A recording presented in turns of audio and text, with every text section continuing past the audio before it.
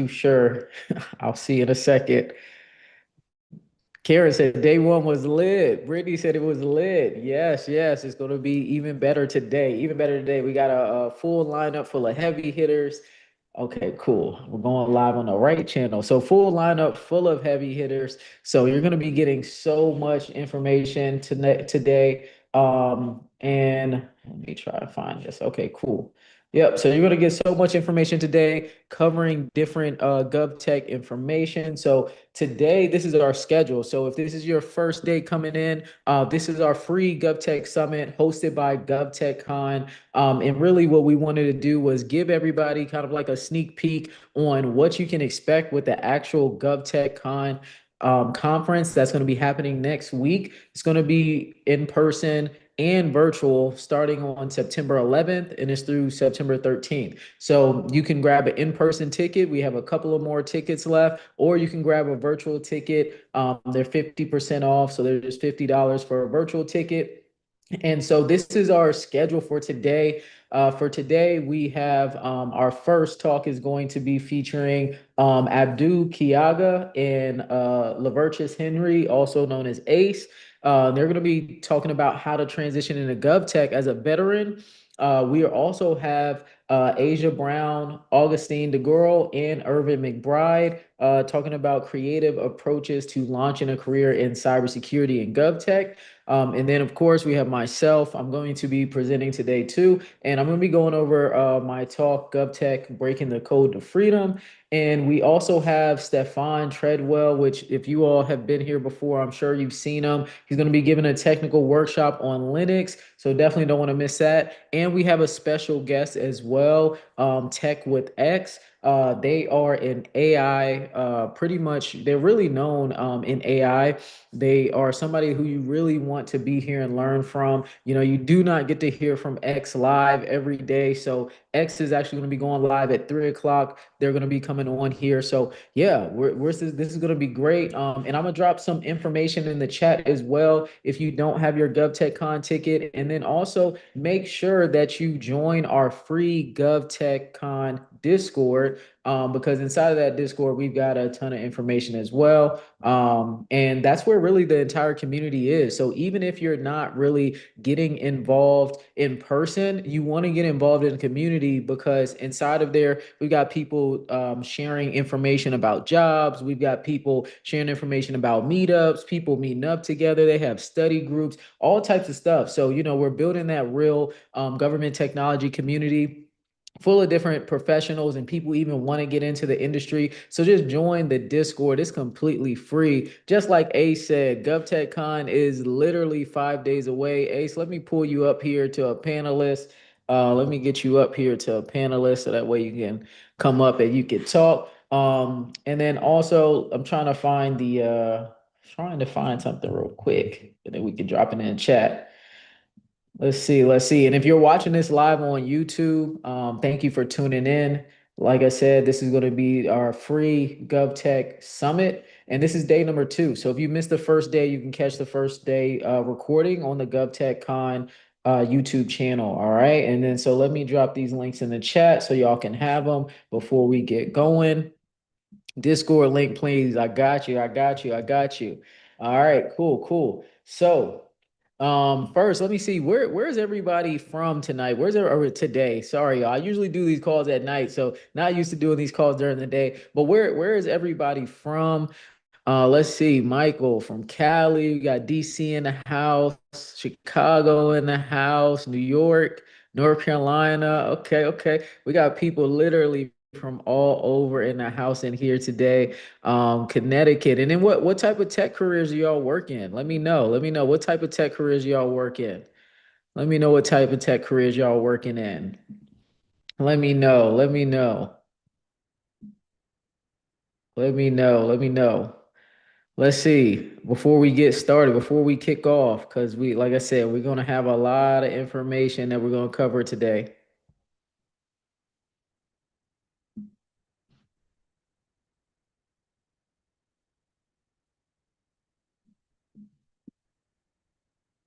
Okay, we got people from all over, not in tech yet, trying to break in. Valencia, tech automation builder. Trinell trying to break in.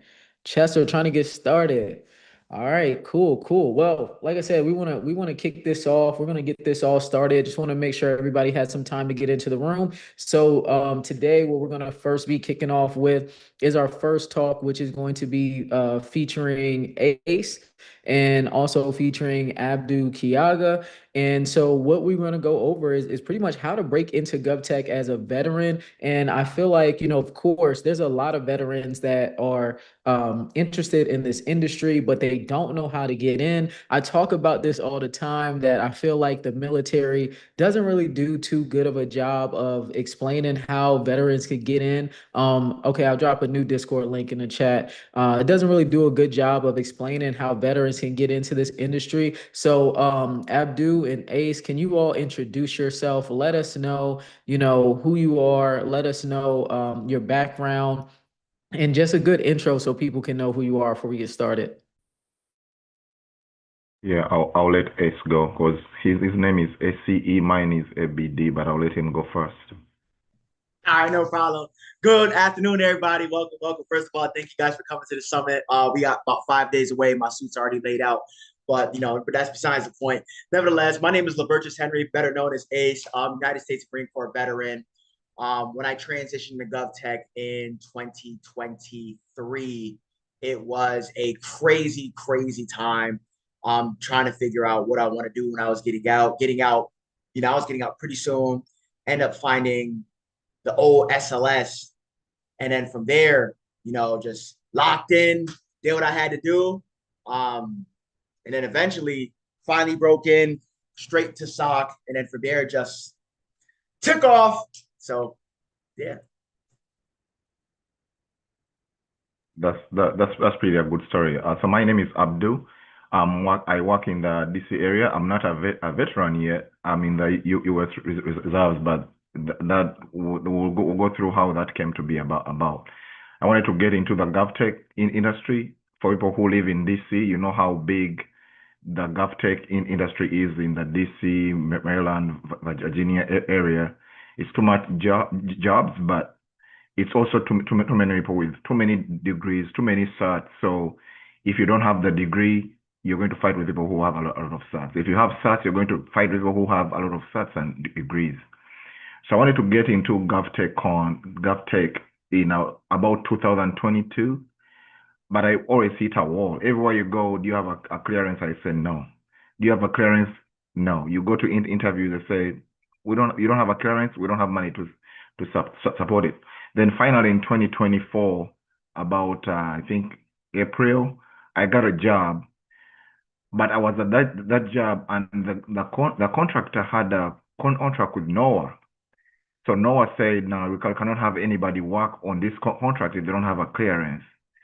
So I ended up quitting that job because there was not much to do. I would just sit in the office all day, and I'm not a person. And then one night, I went into my Twitter, and everybody's saying that if you want a free clearance, just join the military. It will be free for you. So that's what I did. I joined the military on the reserve side, and I got a secret clearance, and I came back. I definitely got a job through the several programs that they have around here in DC, where hiring our heroes and all that. So right now I work as a help desk technician. I know people don't like this kind of work, but trust me, we'll talk about it. So I work as a help desk technician. My previous background, I was a radio technician with the DC Metro, which I worked for them for 6 years. But also I worked in nursing. I was a journalist when I was younger, so I've been here and there. But that's what my background is, and that's what I'm doing right now. Nice, nice. Yeah, so that's another thing too, right? That's another big myth that I see all the time is that a lot of people think the only way you can get a clearance is if you join the military. But there's nothing wrong with the military at all. I want people just to know that like there's multiple ways to go about it. But today we're going to talk about how you were able to make the transition, right? So Abdu, I know you're still in the reserves, and in Ace, you are actually a veteran. So I guess tell people like how was it trying to figure out how you could make that transition into GovTech when you were in the military, and what kind of helped you the most? Honestly, the transition going from the military to getting out, the biggest thing a lot of people don't understand is that a lot of people, like say, for example, who has been in the military and going on retiring, a lot of them come from a background like they were got in the military 18, 19. So all they know is this one side of thing. All they know is federal work. All they know is GS. All they know is this. They don't know the contractor side of things unless the depends on what specific job you're talking about, right? But for the most part, they don't know how to do a contractor. They don't know how to do resumes. They know how to do federal resumes. They'll say USA jobs. They don't know clearance jobs, but that's a whole other spiel. But nevertheless, a lot of it really came down to research, research, research. Um, I'd even say like YouTube, TikTok. TikTok was a huge, huge, huge reason I even found information in the first place. So going there, doing that research and taking that chance, honestly, because the biggest thing, a lot of veterans, there's going to be a lot of veterans, if I can say this right now, just because you're a veteran, and especially just for my higher enlisted or higher officer, just because you're a veteran, I promise you, clearance, amazing. But being a veteran is just not enough. It is just not enough. There, everybody that's ever worked in the government knows there is still compliance. Compliance is everything. Like you can be the best person in the world. You can have CISSP, CISM. You don't got Security Plus. You can't touch that system. So learning the basics and knowing what to do and how to navigate it was huge. After that, being able to move, that was huge. Did I want to move? Absolutely not. But guess what? Moving helped me get a 80, no, is it 80? $95,000 pay increase within 8 months. A $95,000 pay increase from about 35 to over 130. So did I want to? Listen, once I seen the pay stub, I went home that day. I hugged my chair. You know, I looked at my apartment real different that day. It didn't matter to me at that point. So yeah, just getting up and moving and knowing where to research and knowing what to do. Yeah, and Um, then I kind of want to talk about that too. I think that when it comes to for veterans at least, I know you all are more used to moving around and having to get up and move. I know most people aren't used to that. Like even with me, like I get up and move a lot because I've been an overseas government contractor. Wherever they tell me to go, I get up and go, right? So it's nothing really to me. But being able to be somebody who is willing to get up and move and relocate will allow you to have more opportunities, right? So and since like you had the clearance now, Abdul, you didn't have the clearance at first when you first got started, but once you got that clearance and then you started getting the certifications, you could see how many opportunities open up for you, right? So Abdul, so once you got your clearance and then you started getting some search, how did those opportunities start opening up? so really, what I found out when I was in the military with there's a lot of resources, but there's also not too much time to get into those resources. Like he said that Ace, you before you know it, it's time to get out, and then you have a lot of these things to put together. You have to put a resume together, you have to put a LinkedIn profile together, you have to put how these all these things that you've been doing, how they can help you transition, how you can translate all these skills that you have into the real world. And that is something that you get to know, and you don't get to know until you have maybe 180 days, and it's not enough time. So for me, how the opportunities came about really was talking to a lot of people before I left, because there are a lot of these people that are contractors that are doing trainings at the military bases.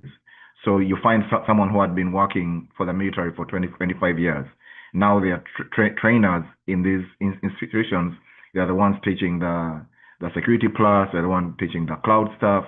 So talking to them and saying that, how do you see a soldier right now going back to the civilian world?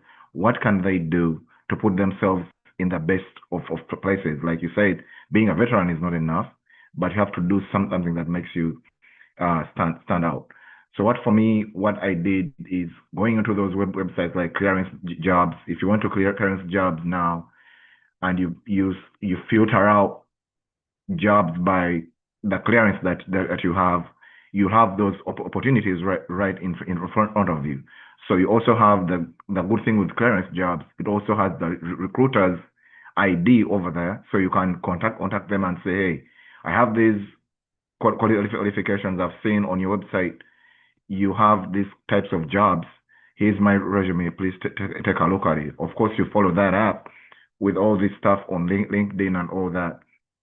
But also, opportunity is also a game of numbers, right? You applying one job a week is not going to make it for you. You may have the clearance, yes, but the people who are using automation to apply to jobs every 10 minutes. So if you apply once a week, it's not going to be helpful for you.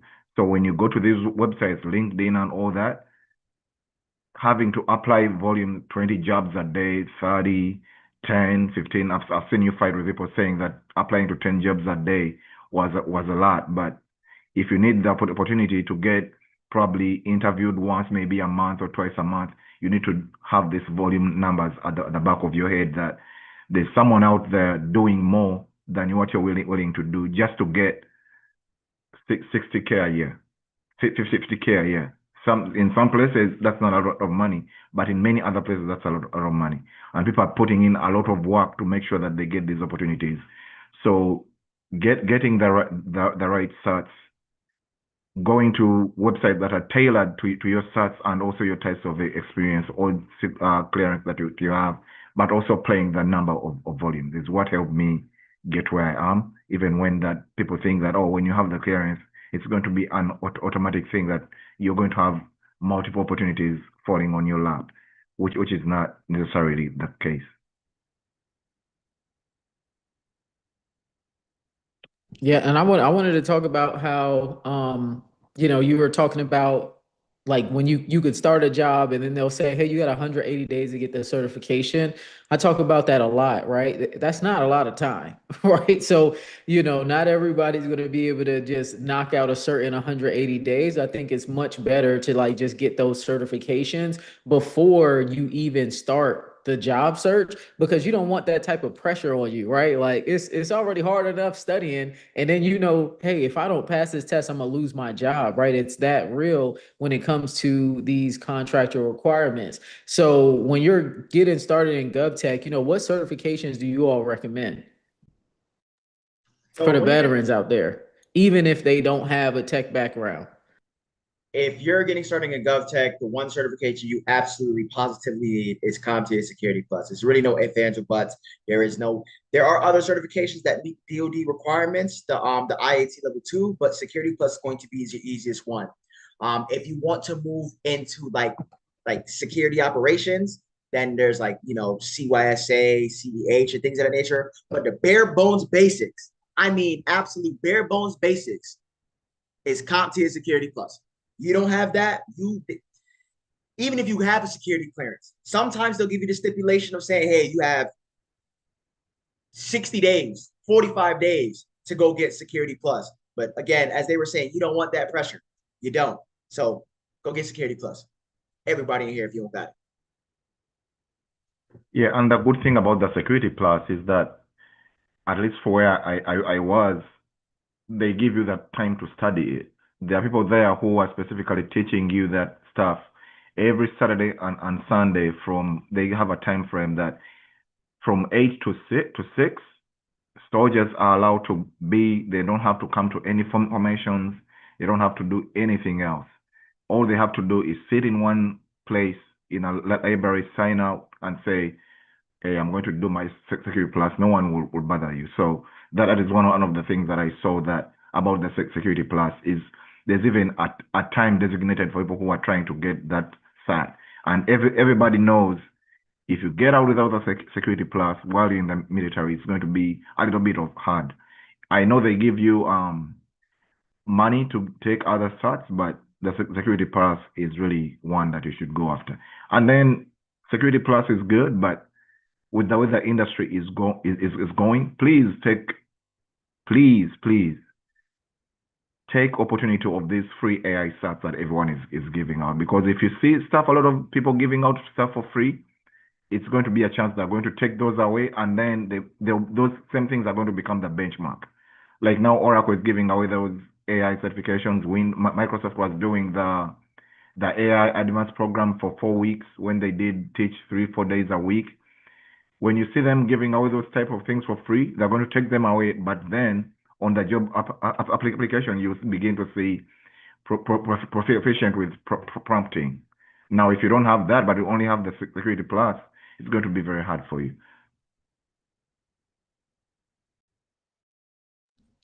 Yeah, so there are definitely a lot of ways that you can take advantage of free resources, either as a veteran or not as a veteran. But yeah, we always recommend that people take advantage of like any of the challenges that you see from Microsoft, AWS, even Oracle is giving out free certifications now. I think people have a little bit more time. I think that ends in what, October, November, something like that. So anytime you see free certs, definitely take advantage of them as long as they align with where you're trying to get to in your career. So, since you all have been, well, Ace, I guess this question is going to be more for you, right? So you've been out of the military now for almost 2 years, right? Like, just what's some advice that you can give to people when it comes to making that transition from being in the military to, being a civilian, and just how it's been over the past 2 years?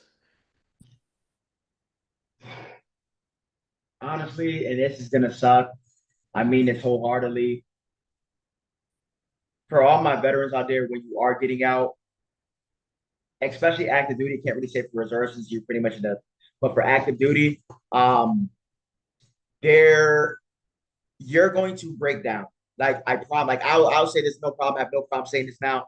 But when I got out and I was driving cross country in my U-Haul truck, I broke down in that U-Haul truck about 4 times. Reason being, one, it's all over. Two, a lot of the stuff that you will go through, you have to just bottle up because missions happen and things keep going. You don't got time to do all these things. So when you get out and now you have the free time, I'm saying your mind is running, you have all these things. That's why it's very hard for a lot of veterans when they get out. But what I can say is utilize there's a lot of free resources for veterans. And another big thing is take that energy, take that anger and put it into something else. Like, for example, when I was studying, when I got my Security Plus, I was getting out, I was angry. I used all that anger to go study for Security Plus. And after Security Plus, I used that anger to go study for CYSA. Then after CYSA, and I'm saying so on and so forth, it got to the point now where it's like I can go see a role. And the question is like, I got to a point in my career now, like just using that anger and using that motivation to now, if I said I look at the role, like, do I want the role? You know what I'm saying? It's stuff like that. You got to sit here and utilize it in some positive format. But the biggest thing, take your time if you can. Just make sure you're preparing yourself for when you're getting out. Like if you know you about to get out, if you know you're getting out in a year, there should be no reason you aren't preparing for that year out. Because I promise you, you'll hear this left and right. Oh, anybody that's ever served or know somebody that's served, oh, I'm gonna get out, man. I'm gonna make 100K easily. I don't know about making 100K. I don't know about making 100K, but just taking that time to prepare yourself. There's no reason you shouldn't, because you have the time. Everybody, probably people have the time. Is there anything that you all, well, I guess again for Ace, like, is there anything that you could recommend that people do before they get out? Like any resources that the military might have that people can use before they get out, when making that transition? Absolutely. If your command lets you, there's a program called Skill Bridge. Skill Bridge is a huge program that lets you. Again, your command has to let you. It's a program that lets you do some type of job. So as long as you have, it's up to 180 days. You'll still technically be in active duty, so you'll still be getting paid.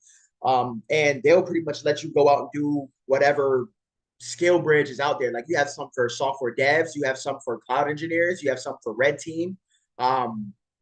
There's so many. All you literally have to do is search up skill bridge. The process of getting skill bridge is iffy due to the fact that you have mission requirements and things of that nature. But for the most part, utilize skill bridge and don't leave the military without a plan in Security Plus. And if you're going to leave with Security Plus. Yeah, and then something else I want people to know too is that like if your leadership allows, you can start working part-time while you're still in the military. If you know your leadership and the role that you has allows for that type of flexibility. I've helped multiple at the time they were active service members do it. My dad did it, and but now they're vets and they're working in GovTech full time. So that's something that you can take advantage of too. So when it comes to Abdu, you're in the reserves, right? When it comes to you being in the reserves, if anybody in here is maybe interested in thinking about joining the reserves, like how was that process? And you've already talked about really how it's helped you get into GovTech, but like how was that overall process with being in the reserves and working in GovTech at the same time? Now, I never want to use the word easy, but getting into the military is one of the easiest thing in the world. You can literally think about it today, and you'll be in the military on Wednesday next week. All you have to do is, but don't just join the military just to join, right? Join, there's something they call an MOS. Like that's the job that you sign up to do for the military.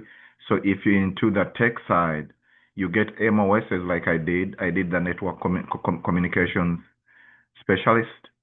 So you choose those, or you can choose the cyber network defense, any of those jobs. All you have to do is you reach out to a recruiter. You can Google wherever you are. You just put in your zip code. There are designated recruiters for designated zip codes, and then you give them a call, or they will give you a call for the most part, because you just put in your information. Someone gives you a call, and then you take your ASVAB, which is like an application test. Whatever you score, the IT jobs are about you should be able to get 60 points and above, so 60%. If you get 60%, you'll get into most of the tech jobs, so long as they're not in intelligence. For intelligence, it has to be at least 80 and above. Then they'll see if those jobs are available in your area or are based near your area. If it's not, if you finish your ASVAB and your recruiter says, no, we can't get you a job in the base that is close to you, just to tell them you can do the job in an out-of-state base. They'll still pay you to go there. They'll pay for your lodging. They'll pay for your transportation, and you go there. Then while you're there in the military, please get your Sec Plus, like Ace said. Get your Sec Plus, and by the time you come out, you already have your Sec Plus. You have your clearance. He has it already wrapped up. Yeah.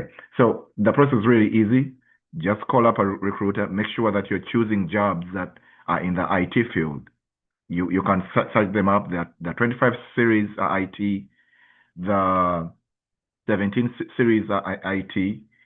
And also, if you want to get a higher security clearance, I didn't know this at the time, you can look for jobs that only have a top secret, because there's a secret, but then top secret also sets you apart a little bit apart further on up. So getting your recruiter, reaching out to them, knowing what you want. Everything has you need to have a plan. You need to have a plan before you reach the recruiter, because the recruiters, for the most part, they're doing their jobs to get people in.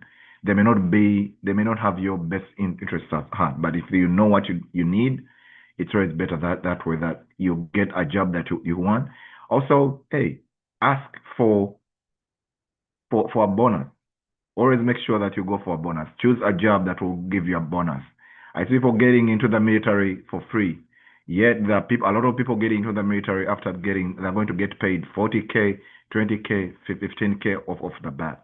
So we put that in mind too. The training, yes, the training you'll get 3 months, which is you'll get 10 weeks first. You get trained for 10 weeks before you become into a soldier. So we treat you the basics of being a soldier, how to shoot, how to escape, how to do all this other stuff.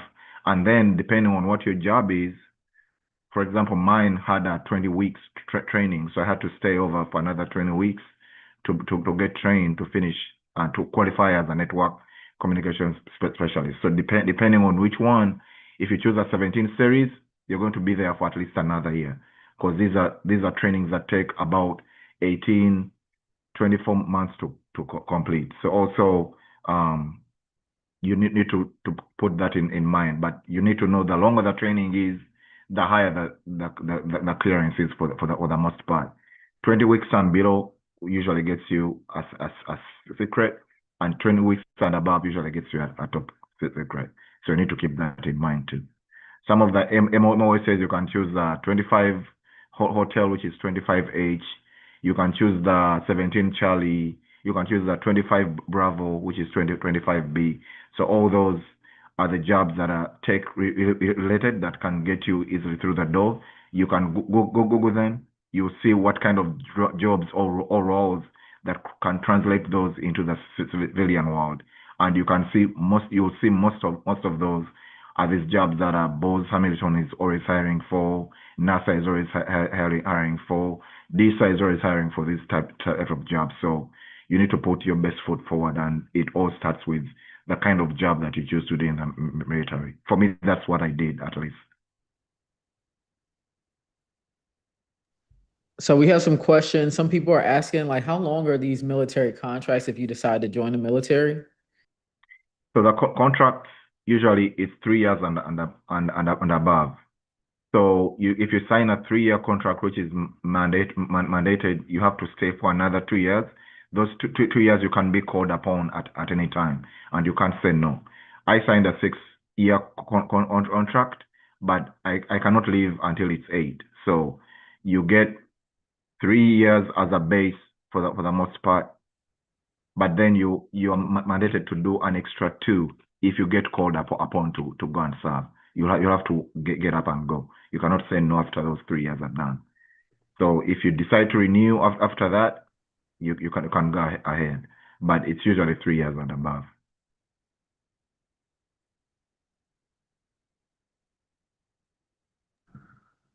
Let me see if there are any more questions in here. I think we got a lot of questions in the chat too. Before we get into the questions, are there any last words y'all want to say for the veterans in here that are trying to transition into GovTech before we jump into any of the questions in the chat? If y'all trying to transition to GovTech, I know a person y'all can talk to. Let me go get him. So, you know what I'm saying? Like, yeah, if y'all need help, this is what we're here to do. You know what I'm saying? This is what we're here to do. I'd love to help. I'd love to help my veterans. Hold a special place in my heart for all the veterans, military. So, nevertheless, if y'all need help, please reach out. Definitely. So let me see. Let's see what questions that we have here for y'all. Let's see. If you get a certification in something else like ServiceNow, do you still need the Security Plus to land GovTech roles? Yes. It's compliance. The DoD 8570.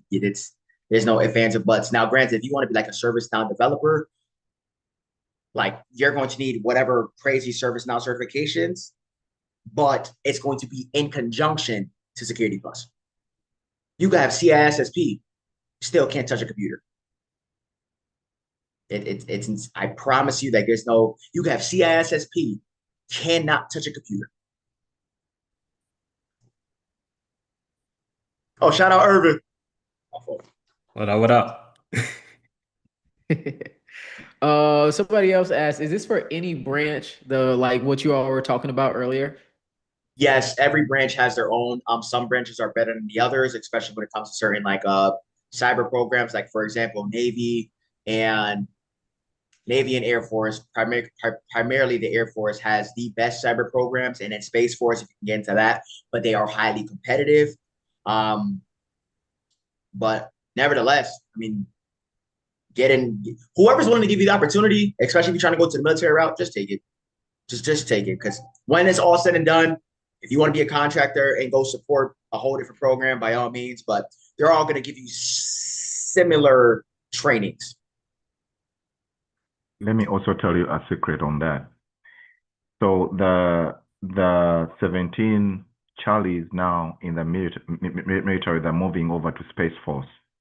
So if you want to go, joining Space Force direct is highly competitive, like you said, because I tried to do that.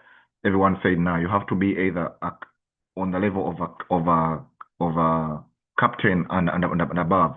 But if you went to the army on the other side, if you chose, for example, as Sierra, it's a longer training, but the army is doing away with that branch. They're merging everyone in that MMOS into the Space Force. So that is going to be another route anybody can take if they want to be in the Space Force. But you need to score a higher test rank on the ASVAB. Somebody in the chat asked as well, like, what's the highest paying role you can get with Security Plus? I do want to let you know you're not going straight to pen tester. Like, that's just never going to happen. Pen tester is not an entry level role, guys. Pen tester is definitely a more advanced cybersecurity role. It's not going to be your first one.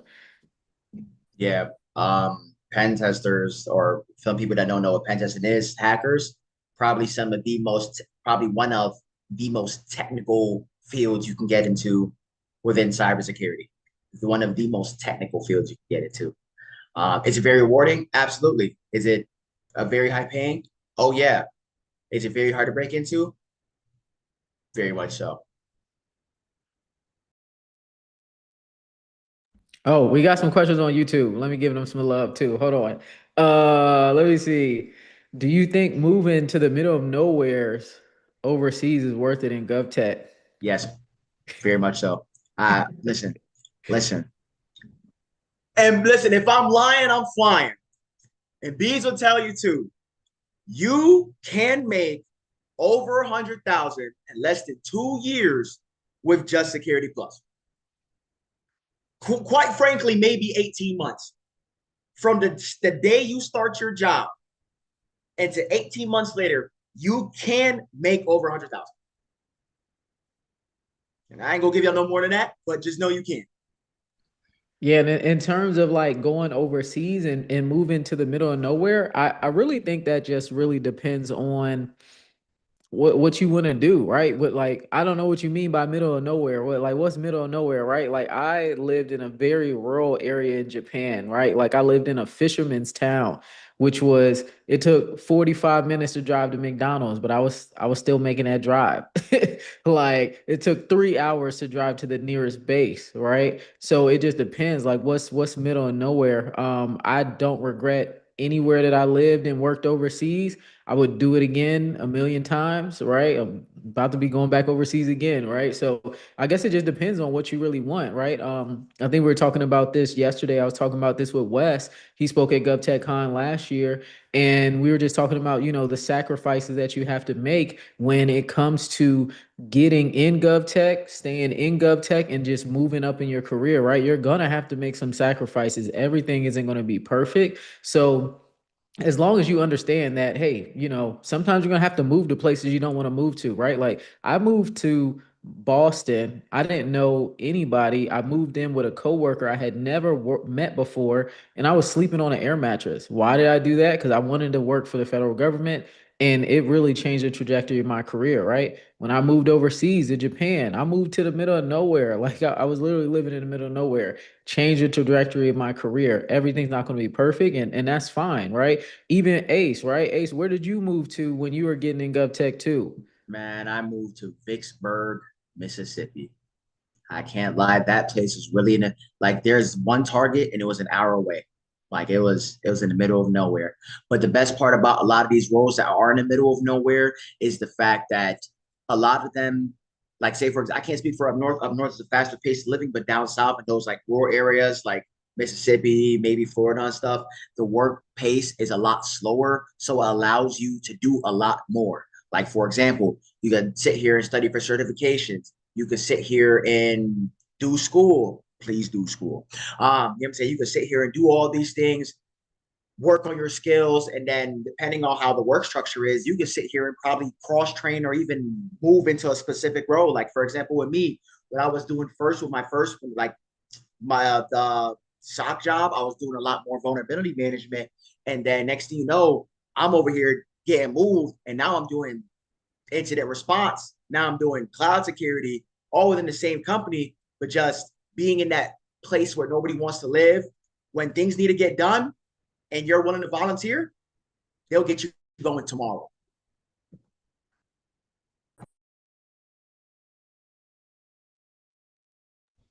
Definitely. Is there any last questions y'all have for them before we move on to the next session in the summit? Let me see. Let me see. Chiara, I'll talk about that during my session. We're gonna try to stick it to the vets. Let me see. Let me see. Um, Asa said 1 year in GovTech. I moved from North Carolina to DMV. Asa did it good. Asa had a good place to go. Let's see. Jerome said more than ready to make that sacrifice. I'll make it overseas for sure. All right, all right. So we got a lot of good advice from you all today. Where can the people find you at? And then Ace, if you do want to stay for this next one, feel free to stay for the next one too. I will. I'll definitely Wait, be here. wait, where can people find you at? Where can they Oh, my find fault, you my at? fault, Ace my fault. just cheesing. Oh, my fault. If listen, if y'all need to find me, I'll drop social medias. Let me got it right now. If y'all need to find me, I am on TikTok. I am on Instagram. So yeah, I'm definitely there, dropping gems 24/7. And you can also catch me in person next week, Thursday, at GovTech Con. Make sure y'all can see that, but make sure y'all see me there. You know, so yeah. But other than that, if you want to find me, TikTok/Instagram is going to be Instagram Ace with the spade, and yeah, that's where I'm at. Yeah, I people who want to find me, I'm on LinkedIn, but I do a lot of work on X. I don't know why, but for the most part, I'm always on X. That's where I am. I don't change my names. It's still the same name. If you Google my name, I'm the only person with that name. So if you go put that name in, it will be me. Just reach out if you need any skills that you need to talk about, or any advice that you need. There are a couple of programs right now. I see Microsoft opened their Microsoft Academy stuff that is going on there. There's a cohort they're looking applications for. Make sure if you're trying to do that, please go ahead, and it's usually easy. The application is very easy for them. It takes about 15 minutes to fill their application, and they don't want you to write more than 100 words on most of their questions that they're asking. So please, I can drop the link in here as well. This is one of the best programs that you can ever get, especially people who are trying to get into like help desk and system admin roles. They have a really comprehensive program that they have for everything in there. So make sure you check that out. And hey, if you need to drop anything, if you need any resources, please go ahead, and you can reach out on my LinkedIn and on my X. I still use the same names everywhere. Cool, cool. And then for the people on YouTube and other people watching this recorded, the link that Abdu dropped was hold on, let me scroll up. It was okay, chat keeps moving. military.microsoft.com/MSSA. Military.microsoft.com/MSSA. So I definitely appreciate y'all, Abdu and Ace, for coming out, giving us this game on how to transition into GovTech as a veteran. And then Abdu is in the reserve. So not too many people know about that, working in the or being in the reserves and working as a government contractor at the same time, or for the federal government. Some of my coworkers I work with overseas, they literally had the best of both worlds, right? They were overseas government contractors and they were in the reserve. So they had it really good. So I appreciate y'all for coming out and dropping this game for us. And then we're going to end up moving on to our next session. And our next session is going to be creative approaches to launching a career in cybersecurity in GovTech. All right, y'all. So if y'all are enjoying this, make sure you grab your virtual GovTech Con ticket. Grab your virtual GovTech Con ticket. It is 50% off. So with this being 50% off, you're going to be able to literally Just pay $50 to get your ticket. You'll be able to get similar information, but it's going to be even better at the conference. And we're going to be sharing your resume with the recruiters that we're partnered with. So AWS is going to be recruiting at GovTechCon in person. The Defense Intelligence Agency is going to be recruiting in person at GovTechCon. And then if you have a virtual ticket, we'll submit your resumes to our partners. All right. So you definitely want to make sure you come out, come and get involved, and then we'll see y'all there. Let me see before we move on. So I'm gonna drop the link in the chat again. So just so y'all can have it. Yeah, if you got your virtual ticket, let us know. Let me know if you got your virtual ticket. All right. Let me know if you got your virtual ticket. I'm gonna drop it in the chat on YouTube as well. I'm over here working two screens or three screens right now. So look, so I appreciate y'all for coming out. So we're gonna move on to our next session. All right, y'all. So creative approaches to launching a career in cybersecurity and GovTech. And we have Asia Brown, we have Irvin McBride, and let me see if we have Augustine who came out. If not, we'll just get started. So if you all don't mind, could you all introduce yourself? Asia, you could go first. Sure. Good afternoon, everybody. My name is Aja Brown. I'm a junior network security engineer at Allegion. They're a global manufacturing company that focuses on like security. So if you heard of Schlage, the locks, or Von Duprin, the exit device, we're responsible for that. I've been in tech for about a year and a half now, and yeah, I'm happy to be here and to share my story with everybody. Guess it's my time to shine, right? Good afternoon, everyone. Irvin McBride the fourth here, originally from Richmond, Virginia, born and raised. Went to school North Carolina A&T State University, where I got my undergrad degree in computer science. I'm a founder of McBride and Fourth Associates. It's a cybersecurity consultancy group that works with small and mid-sized businesses, government agencies, nonprofits, and startups. Essentially, we thrive on three pillars. One of them being consulting, of course, improving the security posture. Two, being able to spread the word through platforms like this, doing guest speaking opportunities. And three, education, being able to get people certified in cybersecurity. Nice, nice. And sorry about that, Aja, for mispronouncing your name. So let's just jump into this first question, right? So what was the most unconventional step that you took that helped you break into cybersecurity or GovTech, and why do you think that worked out?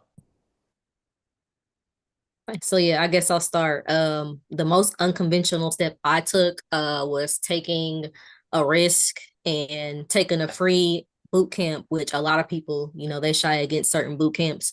But this boot camp in particular is a nonprofit, and they were able to get me certified with the CompTIA CYSA Plus.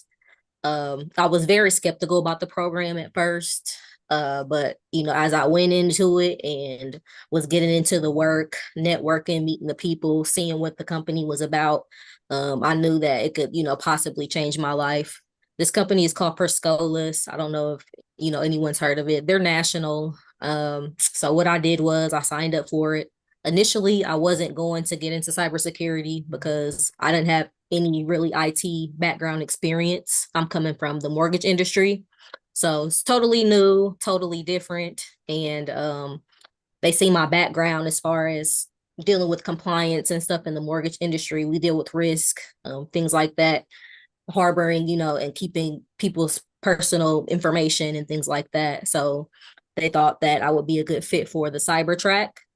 It was new to the Indianapolis market. Indianapolis is really small, so they do offer a lot of trainings, but not like in New York and New Jersey and the bigger cities that Perscolas is in. So I was one of the first ones to go through the program. It was remote, and I had to pretty much stop doing mortgage, and I had to get a part-time job at a warehouse doing nights, 12-hour shifts. And then I graduated valedictorian actually, which was insane. It was something that I kind of thought about, but that didn't really think could happen. And yeah, got into the job market, 800 applications, landed my first apprenticeship. Very unconventional, but very grateful and, very excited about the future. So very unconventional though. No, I love that. I love that. And I think that for me, I have a little bit of a similar approach. I think I might have mentioned to y'all, I went to school, so 4-year degree, getting in computer science, right? So it gave me the opportunity to, find my niche within the tech space. Cybersecurity was something that just kind of came around and was similarly something I just kind of became passionate about and kind of stuck with it. I highly encourage if you are going that 4-year route, to look into our rotational programs. So I was in a rotational program that allowed me to see different sides of the business and live in different areas. So it gave me a full exposure of cybersecurity. I felt like for that instance, that just wasn't good enough for me. I wanted to be the best I could possibly be in cybersecurity. And so that allowed me to take myself to the next level and saying, all right, I need to get into a boot camp because what you will learn is only things that are taught on the job to make you good at what you do, right? But if you want to be good in cybersecurity as a whole, think about how you're investing into yourself. And so for me, I invested into a boot camp. I went through a boot camp at it was at the University of Richmond. It was an online program during COVID. And so 6 months, a little bit of a sacrifice, but, we all got time to give, right? And so from that point on, I felt like that gave me a full solid foundation when it comes down to cybersecurity. I think that from that point on, I just didn't stop there. I think I kind of already had my foot in the door in cybersecurity, but trying to understand like how to be good at it, right? Because this is not just a get rich scheme overnight. You know what I'm saying? This is a skill that you want to continuously develop and continue to be great at what you do. And from that point on, I think, it's allowed me to pursue different certifications, right? So everybody probably knows of like the CISSP and like the CISM and some of those other instances. So, once getting certified, felt very, very comfortable in the space. And then from that point on, just being able to share my story about cybersecurity and being able to tell people that if I can do it, you can do it too. I don't tell people a lot of this, but if you're familiar with the SSCP, it's on the same equivalence of the Security Plus. I failed it twice. I failed it twice, and I thought certification just wasn't right for me, but continuously going after it, I've been able to pursue things like the CISSP and the CISM and of course Security Plus, CC, which I'll talk a little bit more about, and Associate CC. So just happy to be here, happy to continue to lift as a climb, and continue to allow others to know that they can get in this space as well. So yeah. Yeah, so both of you all have amazing background and just shows that, you can get into cybersecurity in unconventional ways, right? You don't always have to go to school and get a cybersecurity degree, right? You don't always have to, be somebody who like coming out of the womb, I'm gonna be a pen tester, right? Like you don't have to be that type of person, right? And then even Urban, as you said, you didn't pass the SSCP a few times, right? You still continue to go and move forward in your career and still keep trying, right? So I do want people to know that it's okay because when you're making a transition into a new industry like cybersecurity or GovTech, you're going to be facing challenges, right? This is going to be new to us. You're always going to be learning something new. And as long as you just keep going, you'll be good. So kind of talking about the backgrounds and what you all have done, like we said before, a lot of people think you have to have a degree or just be, hey, I'm going to do cybersecurity from a young age. You have to already know. But like, what other type of creative alternatives have you seen for people that want to get into cybersecurity and GovTech? I would say overall, what creative ways and techniques I use was just being, a good worker in general. A lot of what I did prior to my career in IT definitely prepared me for a career in IT. I started off, my first job was at Little Caesars Pizza doing customer service.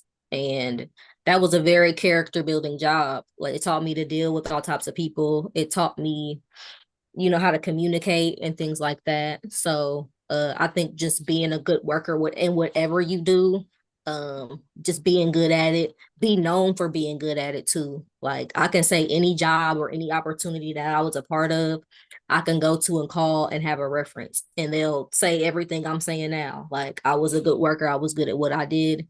And that's the strategy I use, just being good, treating it as if it was any other thing, because I feel like cybersecurity has gotten to a point to where it's MLM-ish, multi-level marketing-ish, to where people are, just trying to get in quick, get this money when it should be just treated as a career and anything else. So that's what I would say. No, I love that. I love that. And I think that, if you aren't, pursuing the 4-year degree, I have conversations with people all the time trying to understand how to navigate cybersecurity, right? And a lot of people come from different backgrounds. And I think the thing that I've been able to see in my time in the industry is that a lot of people don't start off with computer science degrees or even technical degrees, right? But they end up leading teams. I'm talking director levels, I'm talking VPs, I'm talking CEOs, all the things, you know what I'm saying? So I think that what I normally would tell people a good starting point is the CC, right? It's called the ISC square, ISC2. They have a free, and as I mentioned again, free exam that you start off with. Get real comfortable with cybersecurity. The study materials come free. Everything else with the exam voucher comes free. So I'm a firm believer at if you're going to start making investments, start off small. Start off very small with your investments and start to build your way up. Because if you're looking to work your way up, you're going to find them times where you're going to be paying, $400, $500, $600 for different certifications and so forth, so start off with the CC. And then of course, Simone, I know you always talk about heavy, but the Security Plus is the next step up. I look at certifications as building blocks. Once you can lay a good foundation in this particular space, really the sky's the limit. And then, from there you can start really branching off to understand like, what is my niche? What am I good at? Where do I want to go next? Do I want to be technical? Do I want to be non-technical? For me, I'm a GRC expert. So my instance is more non-technical, but I have to understand which kind of goes into my next point is a certain skill that is kind of not really glorified, but soft skills, being able to talk to people. I know, being able to work with different people from different backgrounds is super critical in this particular space, whether you're talking to someone in leadership or you're talking to someone who's on the engineering side. But learning to have that skill is going to take you a long, long ways for sure. Yeah, and I also want to speak on what Aja had said as well, and even what you said, Irvin, right? Basically alluding to this is a career, right? And that's what I talk about all the time. Is like, hey, you can get started in help desk, but you should be looking to move up in your career, right? Learn the foundational skills, then you can learn more about cybersecurity, get more certifications, get more skills, and then move up in your career. And I think that a lot of people they tend to think that you're just going to stay in one role and continue to do one thing for the next 20, 30 years, right? But the nice thing about GovTech and cybersecurity in general as well is this that there are so many ways for you to move up in your career, right? Like you could be, you can start out, like in help desk, you can get into a system administrator role, you can get into a SOC analyst role, you could become a SCA, ISO, there's GRC roles, there's all different types of things, pen tester, right? So there's all different types of roles that you can get into. And eventually, if you want to, you could become C-suite and become a CISO, right? So it's a long career, right? And you just have to always make sure that you're one, upskilling, learning as much as possible, doing the best work.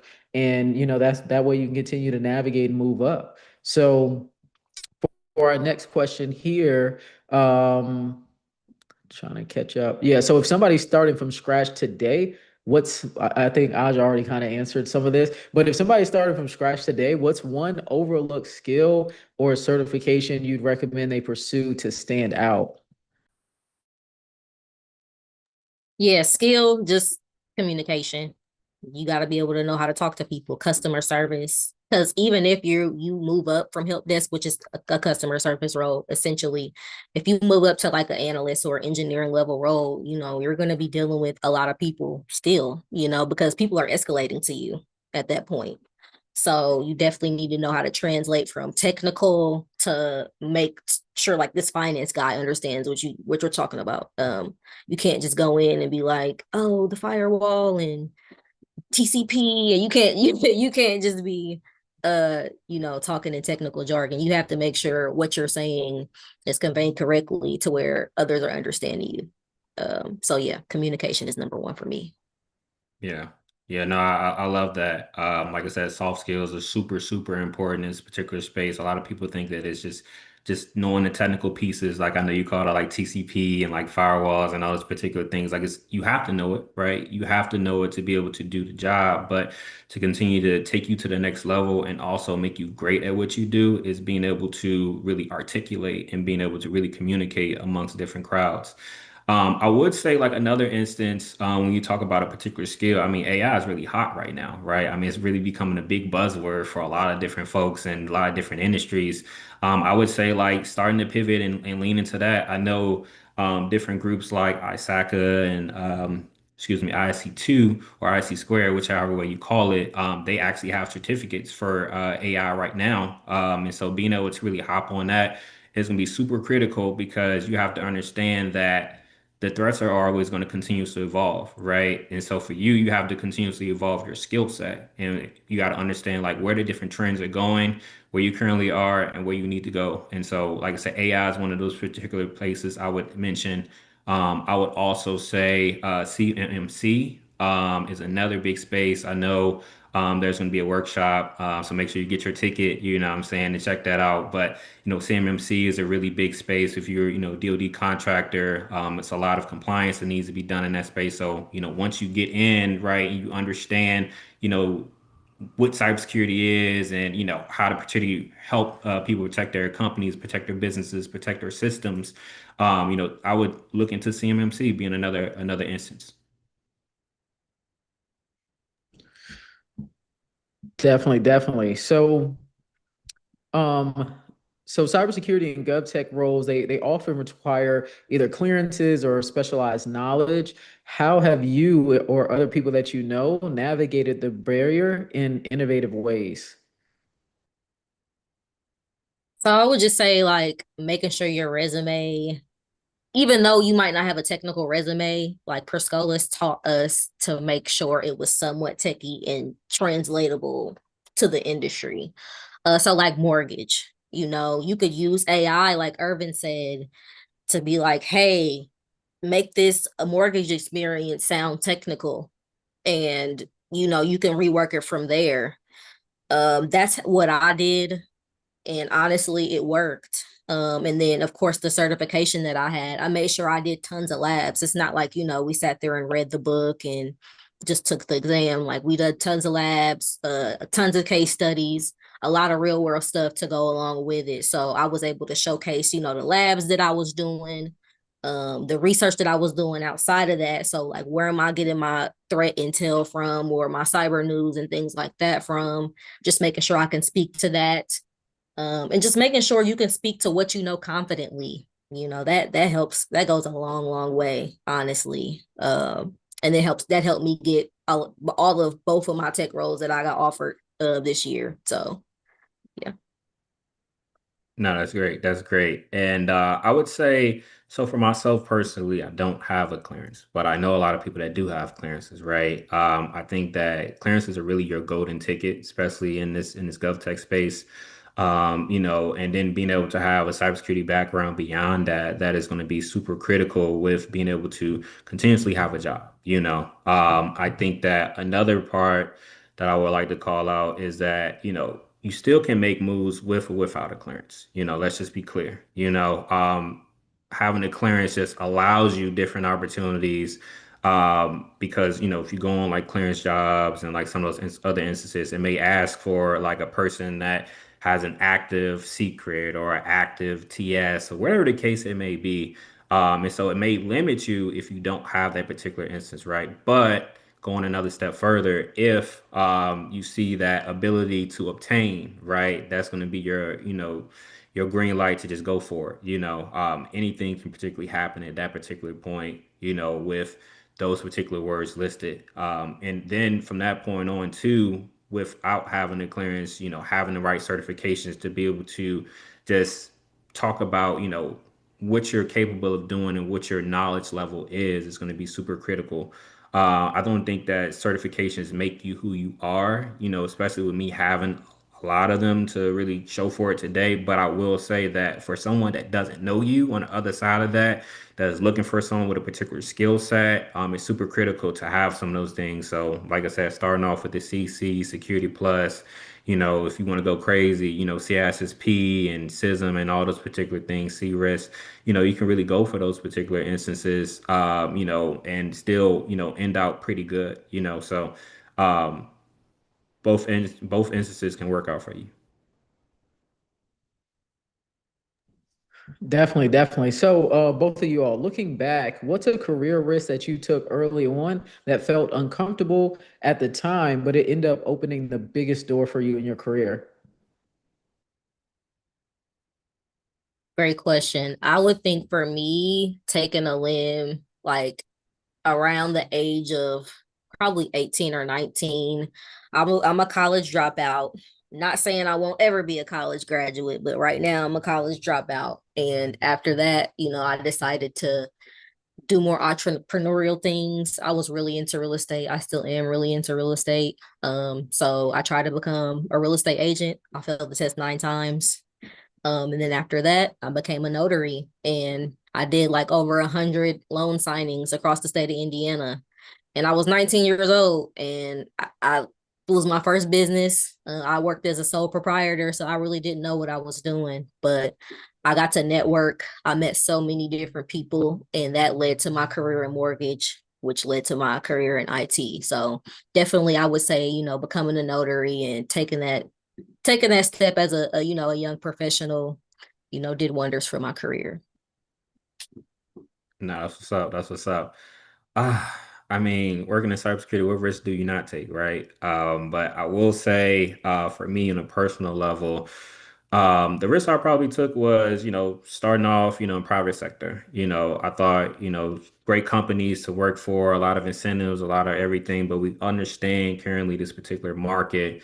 Nothing is guaranteed, nothing is promised, and I've experienced some of seeing that. And I would say one of the blessings is getting into the public sector and getting into GovTech, and being able to understand what type of opportunities on the other side of that, and seeing how necessary it is once you have those particular skills. If you aren't able to leverage that in a particular piece for, some of the larger companies, then, these federal companies and these governmental companies, they need you. They need your particular skill set, So I think that just taking those particular risks have been super critical for me, and it allowed me to be in the space I am today as a founder to be able to teach cybersecurity and help people improve their cybersecurity postures.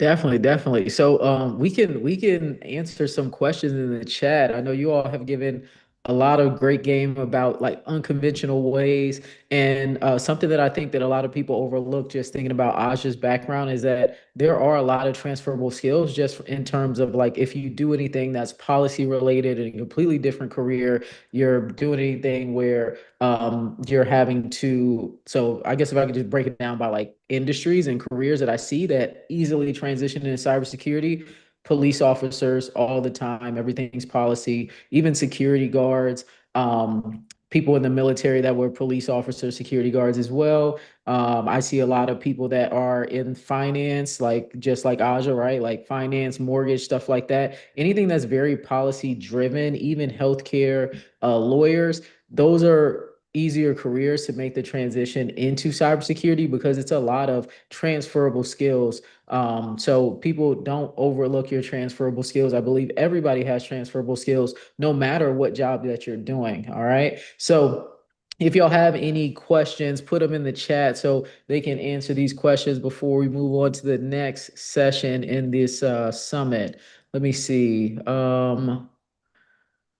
Okay, so Stephanie asked, for somebody transitioning, how can you transform your LinkedIn?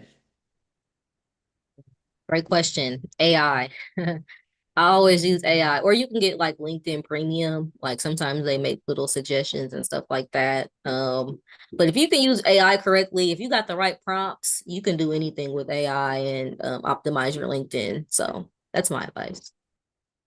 Yeah, I think AI is a great tool to get it to where it needs to be. But prior to AI and, not having that, in hand, I think that if I just finding someone that has a great LinkedIn, what I'm saying, and being able to kind of like tailor that, I think that for me, I always operate in a space that once I can see it, I can obtain it, you know. And so if you can see someone with a great LinkedIn, you know, even set up some time with them to understand, you know, what steps they particularly took to get their LinkedIn to where it is. So, you know, power and networking and also, you know, visualization.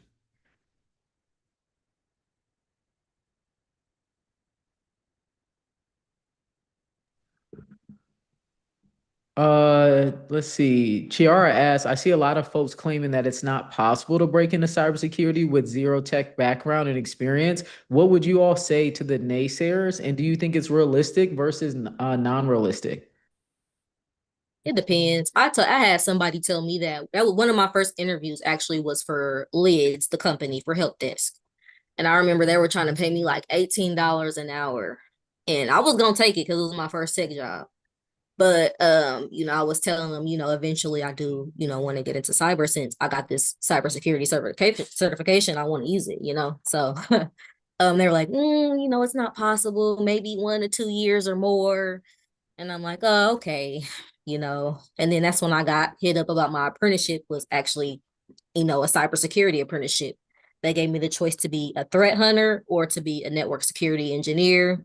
I chose network security engineer just because I did want to fine tune my networking knowledge and stuff like that, because that's really, really important when you're getting into IT networking. So yeah, I chose that and I was in cybersecurity after somebody told me I wasn't going to be in cybersecurity for like 2 years. So it's possible. It might not be common. But if you work hard enough, if you put in your job applications, if you network, go to events, see what's out there, um, I'm sure you're liable to land something if you're doing all the right things. So yeah. Yeah, I think you hit the nail on the head. I really don't have anything else to share, but I will say, you know, there's no shortcuts here, you know, and I think that that's the misconception that people have to, you know, realize that there is no shortcuts in cybersecurity. Like once you get in, you know, it just doesn't stop there. And then, you know, from that point on, you know, it does take a lot of networking. I mean, they have a lot of the, you know, groups like I keep talking about, like ISACA and ISC2s, whatever industry or particularly city that you live in, you know, they have meetups there, you know, and you're able to kind of network with different people that are in those spaces that can kind of help you, you know, navigate where you're going. And some people that may be in a similar space that's trying to get to where you are. So highly encourage you to, you know, continue to go out there to network. And then beyond all that, if you still have any issues, just come talk to me. It's easy. Yeah, so I agree with all of those tips that you all gave. You all gave a lot of great game, a lot of great gems about cybersecurity and GovTech and unconventional ways that you could break into the industry. Do y'all mind sharing where people can find you at? Where can they connect with you? Maybe they want to meet with you and learn a little bit more about the industry. Yeah. Sure, yeah, I'm gonna drop my LinkedIn in the chat. I'm just Aja Brown, AJABROWN, LinkedIn. I'm on Twitter too. Low cut Caesar with the deep waves. And yeah, that's pretty much where you can find me. Definitely hit me up on LinkedIn though. I would love to chat with you all. And yeah. Yeah, no, for sure. And then I'm on Instagram at EMCBRIDEIV_. You can find me there, connect with me there. And then of course, you know, find me on LinkedIn as well. My name, Irvin McBride the fourth, and I should pop up as well. I'll be able to put some of my information in the chat as well. Nice, nice. Thank you so much for y'all coming out. This is an amazing session. Thanks for sharing y'all gems. I think you all will both be in person at GovTechCon too. I will, unfortunately, I'll be in Gatlinburg, Tennessee, Okay, but that's all yeah. good. That's I'll all be there. good. I'll be there. I'll be hanging around, but you know, y'all let me know. Come talk to me. Yes, yes. Okay, cool, cool. Yeah, so definitely make sure if you're coming in person to GovTechCon, talk to Irvin. And then also make sure you all join our Discord. It's free Discord community as well. Stay up to date, stay connected, and then just be connected to a great GovTech community. And if you don't have your virtual GovTechCon ticket, make sure you grab it. It's 50% off, just $50, and the link's being dropped in the chat. And once you get your ticket, just let us know. We want to see you there. So if you get you a virtual ticket, it, we will submit your resume to the recruiters that are recruiting. So AWS and the Defense Intelligence Agency and our other partners. You'll also be inside of the Discord, right? So we're trying to make it as interactive as possible. So I appreciate you two for coming out and providing us with your expertise today for the GovTech Summit. Thanks for taking your time out. And then so we're gonna move on to our next session, which is actually going to be me. So you all are in for a little treat, I would say. So, all right, cool. So let me share my screen real quick so that way y'all can see it. I'm trying to make sure. Okay. Let me make sure everything's good here. There we go. Let's go. Let's go. Yeah. So make sure you all connect with our speakers that we have here.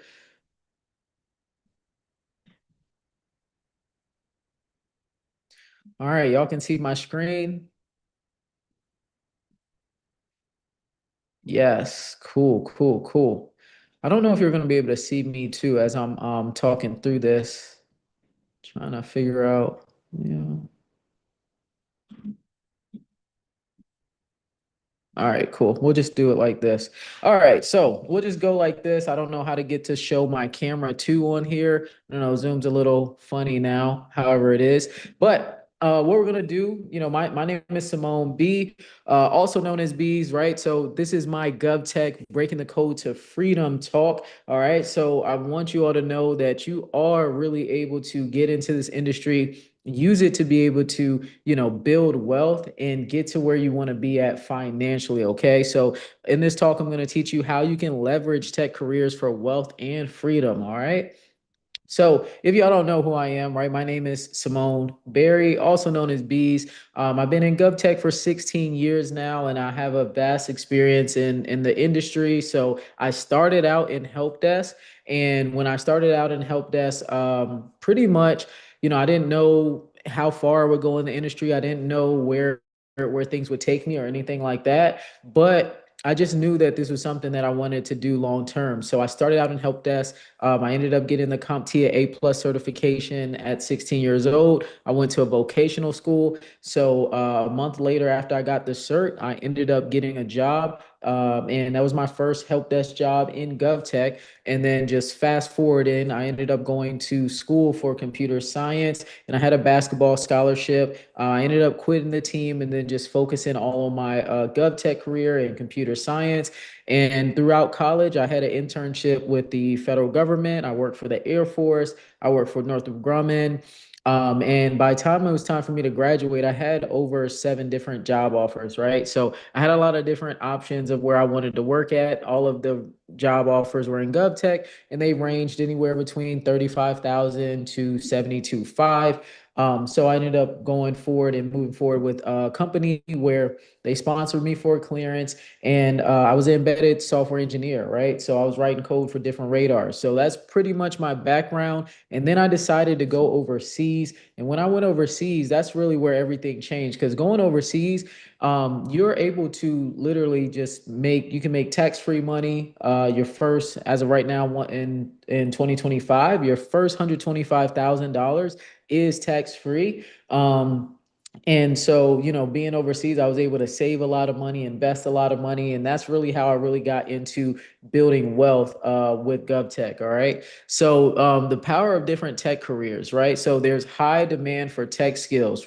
Everywhere you all look, even though you might be seeing that there are layoffs happening right now and there are shifts happening in the industry, there is still an extreme high demand for tech skills. So, even for help desk professionals, system administrator professionals, even obviously cybersecurity, software engineering, even with AI, data engineers, AI professionals, network professionals, right? So many different industries that are literally never going to go anywhere. So you got to keep in mind that when it comes to AI and when it comes to literally like powering the future of AI and technology, all of these key careers are going to be needed forever, right? So you're going to be able to have a lot of career growth throughout your career as long as you position yourself correctly, as long as you continue to upskill, like we talked about earlier throughout this summit.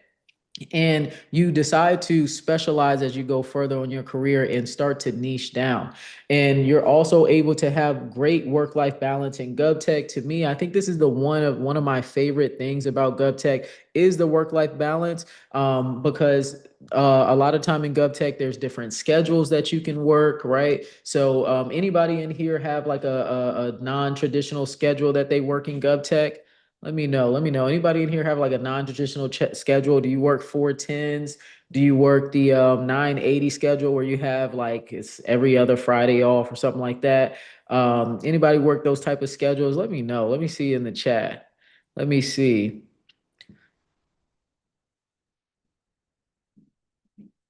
I don't know if anybody's working. Kennerly said used to. Kathy said 4 days, 10 hours each. Okay, so you're working 410s. All right, all right, all right. Working 410s. Makita said 12-hour shifts at Raytheon as a contractor. Okay. 12 hours, how many days? Let's see. Stefan said every other Friday. Stefan, what are you doing on the YouTube chat? Stefan, funny. Stefan's coming up next after me. But okay, cool. So a lot of different schedules when you work in GovTech, and I think that allows for a lot of a lot of work-life balance, and a lot of people that work in GovTech as well, they're very family oriented. So it's okay for you to be able to say, like, hey, you know, I have my kids' basketball game I gotta go to, or I gotta do XYZ for my family, right? It's a lot of great work-life balance, and that's something that I love about this industry. So in terms of income potential, when it comes to these different tech careers, you know, some people might be following me, might have been following me for a while, but when it comes to the income potential, on average, people who work in tech do make six figures, right? So whenever people say, hey, you know, you keep talking about six figures in tech, it's not possible. It's definitely possible. That's the average, right? So if you aren't making six figures in tech yet and you want to get in tech, or if you already working in tech and you're not at six figures, you have more growth that you can get to in your career income wise, right? And then if you're getting into this industry, you can get to six figures within 18 months, right? So I literally just put out a YouTube video talking about this. And to make your way through this industry, I know I saw some people asking about how to get started. For you to be able to make your way into this industry, you will need to get the CompTIA Security Plus certification. That CompTIA Security Plus certification is a contractual requirement. And I don't want to get too deep into like the specifics, but basically, the government has a list of different certifications that are required for you to work on different programs. They're required for you to work different jobs as well. I can pull it up real quick just so y'all can kind of like see the list. It's called the DoD 8570 or 8140, pretty much all the same stuff, right? So let me pull this up so y'all can see it.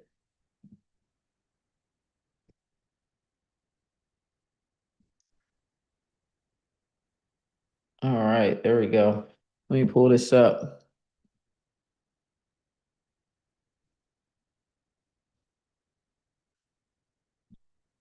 All right, cool. Y'all can see. All right, cool, cool, cool. So this is the DoD 8570. I think I can do something like this or no. Maybe I can make myself smaller. I don't know. It's not working how I want it to.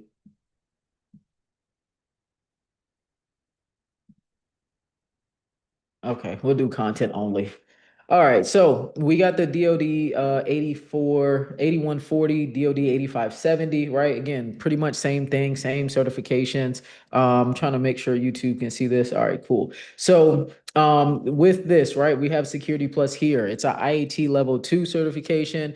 And pretty much what this means, you get your Security Plus certification. It's going to allow you to get root or administrative access to government systems, right? Did everybody in here, do you all know what root or administrator access is? Anybody know what root or administrative access is? Let me see. Let me see. I'm trying to make it a little interactive, unless y'all just want me to straight up teach. Nope. Okay. So look, so if you have a Windows computer, right, and it ever asks you, hey, do you want to run this program as administrator? That basically allows you to do anything and run anything on your system, right? So when you do that, that's giving you full access. Like you can delete stuff, you can change things, you can do stuff you're not able to do. Everybody's not able to do that, right? And so what the government has is they have this standard and they want everybody to be on the same page when it comes to cybersecurity knowledge and really just information assurance knowledge. Before it was cybersecurity, it was called information assurance, right? Romy, thank you for the super chat. Thank you for the super chat. So when it comes to this different knowledge that you have here, or the knowledge with the Security Plus, it gives you that root access, and that's why it's so valuable, right? A lot of people do not have access to full access to government systems. So even like Ace had talked about earlier, right? Somebody could have the CISSP, which is a very advanced cybersecurity certification that you need 5 years of experience to get. But if they don't have the Security Plus and the contract says, hey, you have to have it, they will not be able to get that job, right? So getting that Security Plus would be the entryway into GovTech, into like entry level IT roles. So IT support, help desk, IT technician, also data center technician. Those are type of entry level roles you can get with the Security Plus. And then moving up in your career, you could then decide if you want to focus on cybersecurity, maybe you want to focus on networking. Maybe you even want to focus on cloud, or some people want to get into software development, or maybe you want to get into data, right? You have all these different options, even Linux, right? Linux administrators. You have all these different options once you get your foot in the door to start moving up, in your career. So you'll have a large earning potential, right? So mid-level, I would say on average, most people are making about 120, 140, depending on where you are. Senior level, you're making $150,000 and up. And then once you get your clearance, you're able to make even more money, right? So when you get a clearance, you're able to get access to different roles that a lot of people don't have, right? So the benefits of working in GovTech, you have a lot of job security and job stability. For the most part, we all seen kind of what happened recently with Trump, right? And what he did with the federal government. But there's still a lot of stability in this industry. You just have to make sure that you're focusing on mission critical roles. And when I say mission critical, pretty much what I mean by that is you want to work roles that the government absolutely needs to make sure that you're going to be continuing to, they need these roles to make sure that there's national security. They need these roles to make sure that the nation is safe, like healthcare wise, even those type of roles. And typically these roles are going to require you to have a clearance or to get a clearance, right? And they're going to support the DoD. I know we saw Trump just change the name yesterday. He's doing a lot of different things right now, right? But you have a lot of good competitive salaries and benefits. The work is very impactful depending on where you work at. I really enjoy the mission and the type of work that I do, right? I love doing this type of work. I love the mission. I love keeping, people safe in what I do. There's a lot of opportunity for you to grow in your career as well. A lot of these big companies, they have so many different jobs that you can work. So you can move up within this industry by moving around internally at a large company, or you can move around at the thousands of different government contractors. Or if you want to work for the federal government, you can do that as well, right? And when it comes to why I even started doing any of this, I feel like a lot of people don't know. A lot of people have no idea why I even started talking about, GovTech, talking about how people can get into this industry. It came out in 2017 that the average Black net worth would be $0 by 2053, right? And with that stat, it made me want to say, like, okay, let me really start talking about this more. I had already been on Twitter telling people for a long time, like, hey, you can get into tech just by getting certifications. But seeing that stat, that's what had me really want to go further with this, right? So when it comes to the wealth gap and everything that's happening in terms of wealth lowering by just race, right? When it comes to the different ethnicities, average average like wealth of a white family, Asian family, Hispanic, and Black, right? Minorities tend to fall behind. So you're able to leverage your tech income that you make by investing in different investments. So in terms of these investments, it could just be stock, right? With your company, you have your 401k. Or if you work for the federal government, you have your TSP, which are your thrift savings plan. You can also decide, some people decide to start their own government contractor companies, which then you go after contracts that the government has. So you can make even more, right? So a lot of people don't know this, but if you're working for a government contractor company, whatever that company is paying you, the government is paying them 3 times that, right? So let's say your company is paying you $100,000. The government is probably paying them $300,000 for you. So if you decide to start your own government contractor company or you decide to go 1099, you are able to pretty much close that gap, right? You're able to go direct and start charging like those high rates that your company is already charging for you. So you are able to increase your income a lot, right? So, in terms of leveraging your tech income, this is how you want to do it. These are the steps that I use. This is what I did to be able to reach financial freedom at 27 years old, right? So, what you want to do, you want to maximize your 401k contribution. Is everybody in here investing in a 401k? Let me see. Everybody in here investing in 401k or their TSPs? I hope so, at least to the match. All right, at least to the match. If you're not investing in it, make sure you look at your plan, see what it is to get to the match, right? So if you don't understand match, 401k match is literally like, let's say the match is 3%, right?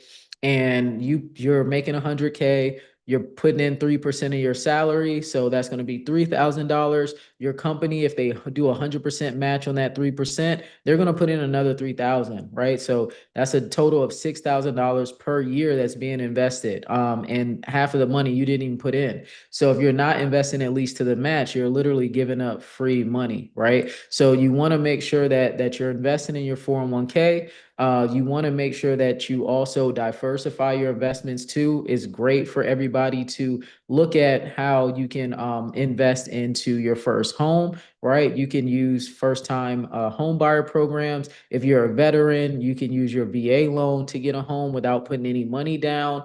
And you're also able to have that house help build you generational wealth as well. Because what a lot of people don't know is most people that are building wealth, they're just doing it through their primary home. That's it for the most part, because home prices increase a lot over the years, right? So it definitely should be your goal to at least, purchase a home. You don't have to go too crazy. You don't have to go overboard, but you want to save up money, try to figure out these different first time home buyer programs that your county or your state has available to you. Or like I said, if you're a veteran, use your VA loan. There's also the NACA program as well. So the NACA program, it takes longer for you to go through the program, but it's no money down for NACA, and that's NACA. All right.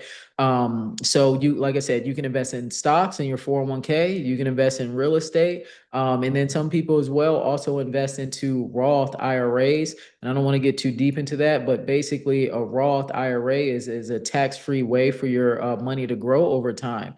So the limit for a Roth, I believe, is $7,000 in 2025. And if you are high income, you do have to do a backdoor Roth, right? So this is definitely something that you want to be looking into to start building your wealth. And then so over time, as you continuously invest, you're going to come across what's called compound interest. So as you're investing your money, it's going to be growing exponentially over time. All right. And so here are some strategies as well for career advancement. I feel like a lot of people struggle on the career advancement side, right? So you want to make sure that you set clear goals for where you want to get to, whether you're first starting out or you're in your tech career and you're trying to figure out where you want to go.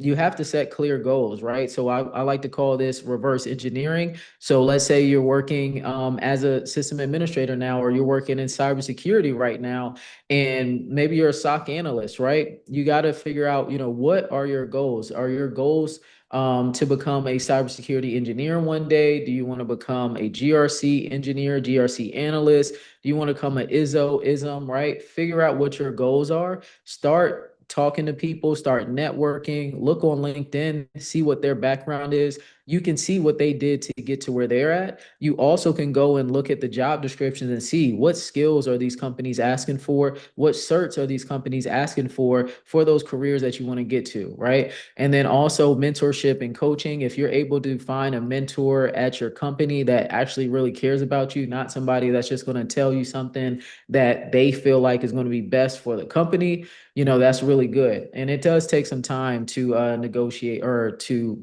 get that good mentor, right? And then you also want to make sure you're increasing your salary, right? So increasing your salary is extremely important. All right. You do not want to be underpaid, and you don't want to be stagnant in your career salary wise either, right? So a lot of people tend to get stuck when it comes to moving up in their career, and when it comes to moving up in salary, right? So one, you got to make sure that you're negotiating, right? Never accept that first offer that they give you, right? Always negotiate. Have a salary range that you're thinking of. I recommend that you use Glassdoor. Glassdoor is great for you to be able to do research. Salary.com is another great place. Levels.fyi is a great place as well. And you want to make sure that you're continuously upskilling, like I talked about earlier before, right? So if you want to get to that next level in your career, what certs do you need? What skills do you need, right? Sometimes you even might need to get a degree to move up in your career. And that's the part that a lot of people won't tell us, right? That you might need a degree to move up, okay? And one thing that I see a lot of people deal with is imposter syndrome. And you've got to be able to beat imposter syndrome. And you have to know that, the work that you're doing is great. These companies do want you. A lot of times people feel like even though they've gotten the role that they wanted to get, once they get into that role, they feel like they're not good enough, right? And what I like to tell people to kind of start combating imposter syndrome, one, I always recommend start doing something competitive, right? Half of this is a mindset game, half of it is mental. So if you start doing something competitive, I don't care if it's chess, if it's pickleball, maybe you're going to start play golf, tennis, whatever, basketball, sports, whatever. Do something a little bit competitive, so that way you can start to, have a stronger mindset, right? Also, another thing you want to do as well is understand that if that company hired you, if they didn't think that you were good enough and you weren't a good fit, they would have never brought you in there anyway, right? They would have never even brought you in. So understand that you belong in the room, even if people don't look like you. All right. And so the path for financial freedom, right? The path for financial freedom, you're going to have to build wealth, right? You need to build long-term wealth. You need to make sure that you're investing consistently. Don't get into anything risky. I know when I was younger, I was always looking for, hey, what's going to make me the most amount of money the fastest? And I ended up falling into like different scams when it came to real estate, even, yeah, multiple scams when it came to real estate, right? So you want to just make sure like slow and steady is much better for building wealth over time, and make sure you have that long-term plan set out for you. All right. So I want you all to know that literally you can change your life through tech, right? Like I said, I was able to reach financial freedom at the age of 27 through just investing in my 401k, investing in real estate, also entrepreneurship, and I invest in crypto as well. So I started investing in crypto in 2017. So that is how I was able to build wealth and grow my income and be able to live a lifestyle where I get to decide if I want to work or not. And that's how you know I really love what I do, right? I still work even though I don't have to, right? I enjoy it. Chiara had asked a little bit earlier, hey, I know you retired earlier. Like, why did you retire at a young age? I was super obsessed with FIRE, which is financial independence, early retirement, right? I was super obsessed in my 20s with fire and retiring and stuff, but I learned very quickly that I'm the type of person that I'm going to be building forever. I'm going to be working forever. I'm gonna be working until I can't work anymore. And I just enjoy doing what I do, right? So, anybody have any questions, right? Anybody have any questions? I know I ran a little bit over. I also kind of messed up the schedule too. I noticed that I gave myself the only 20-minute slot. So, anybody have any questions? Yes, financial independence, retire early. Let me see. Let me see. Anybody have any questions? I know I saw a super chat. Romy had a super chat. He said at Lidos they have Flex Time Bank, and anything past 40 hours can be stored for later use. Yes, yes. It's called like mod time at some companies as well. As yeah, yeah. Okay, cool. Let me check the Q&A box. Anybody have questions? I see. Oh, it's actually a lot of questions in Q&A. Hold on. Let me see. Is it possible to become a system administrator without a degree? Yes, you don't need a degree to become a sysadmin. With all the reputable companies you claim to have worked with, why aren't they sponsoring or hiring at GovTech Con? I would think you could manage your contacts to come to GovTech.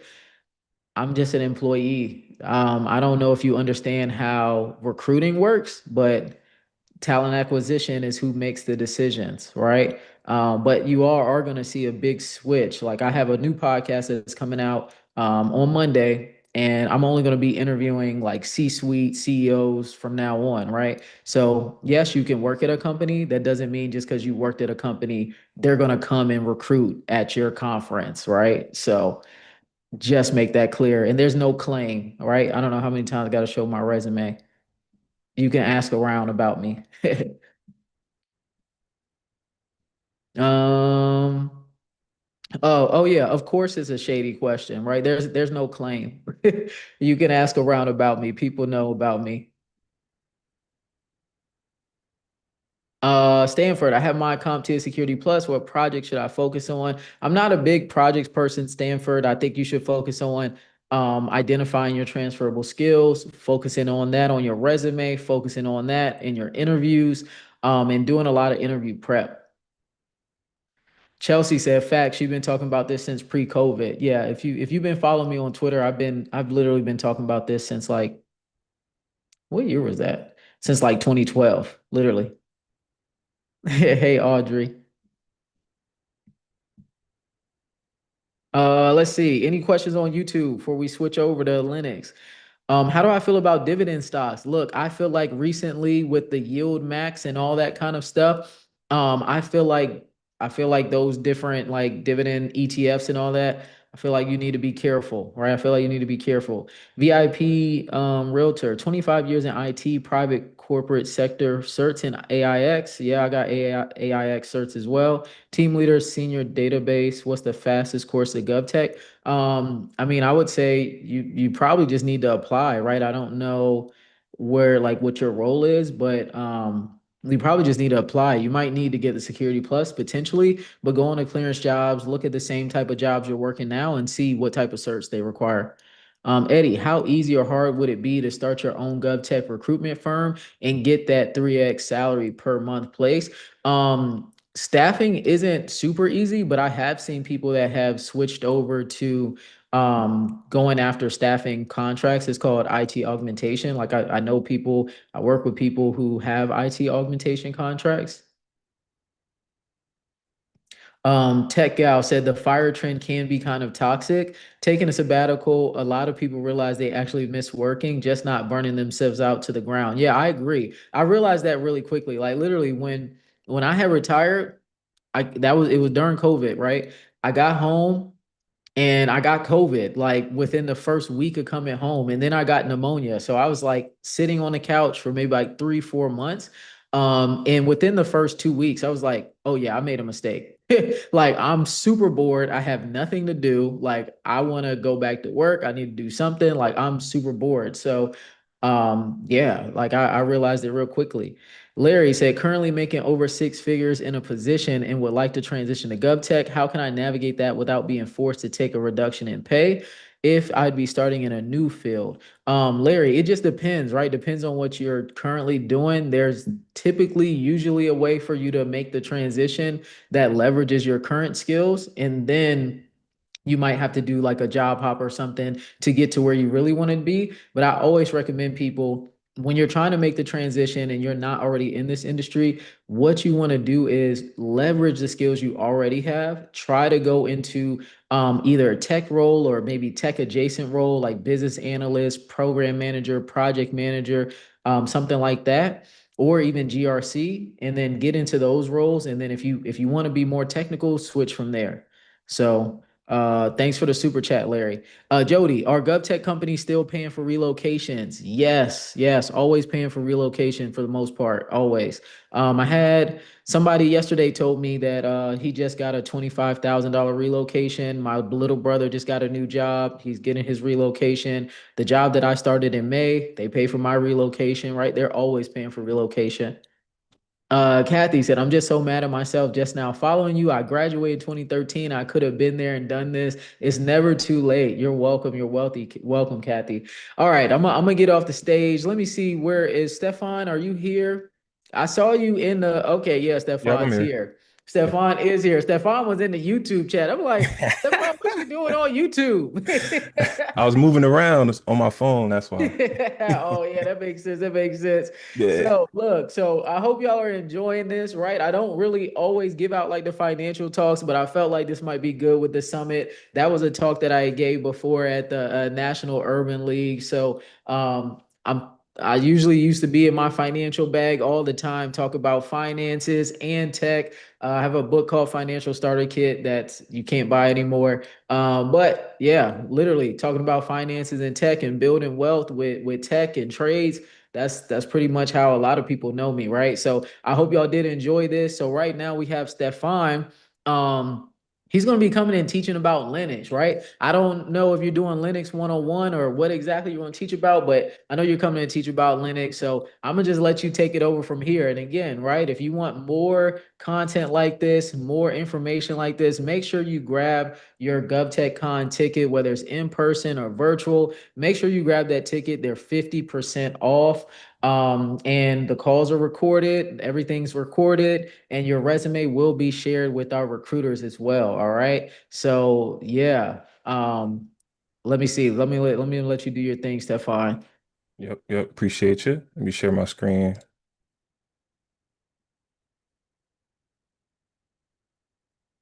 All right, put this down.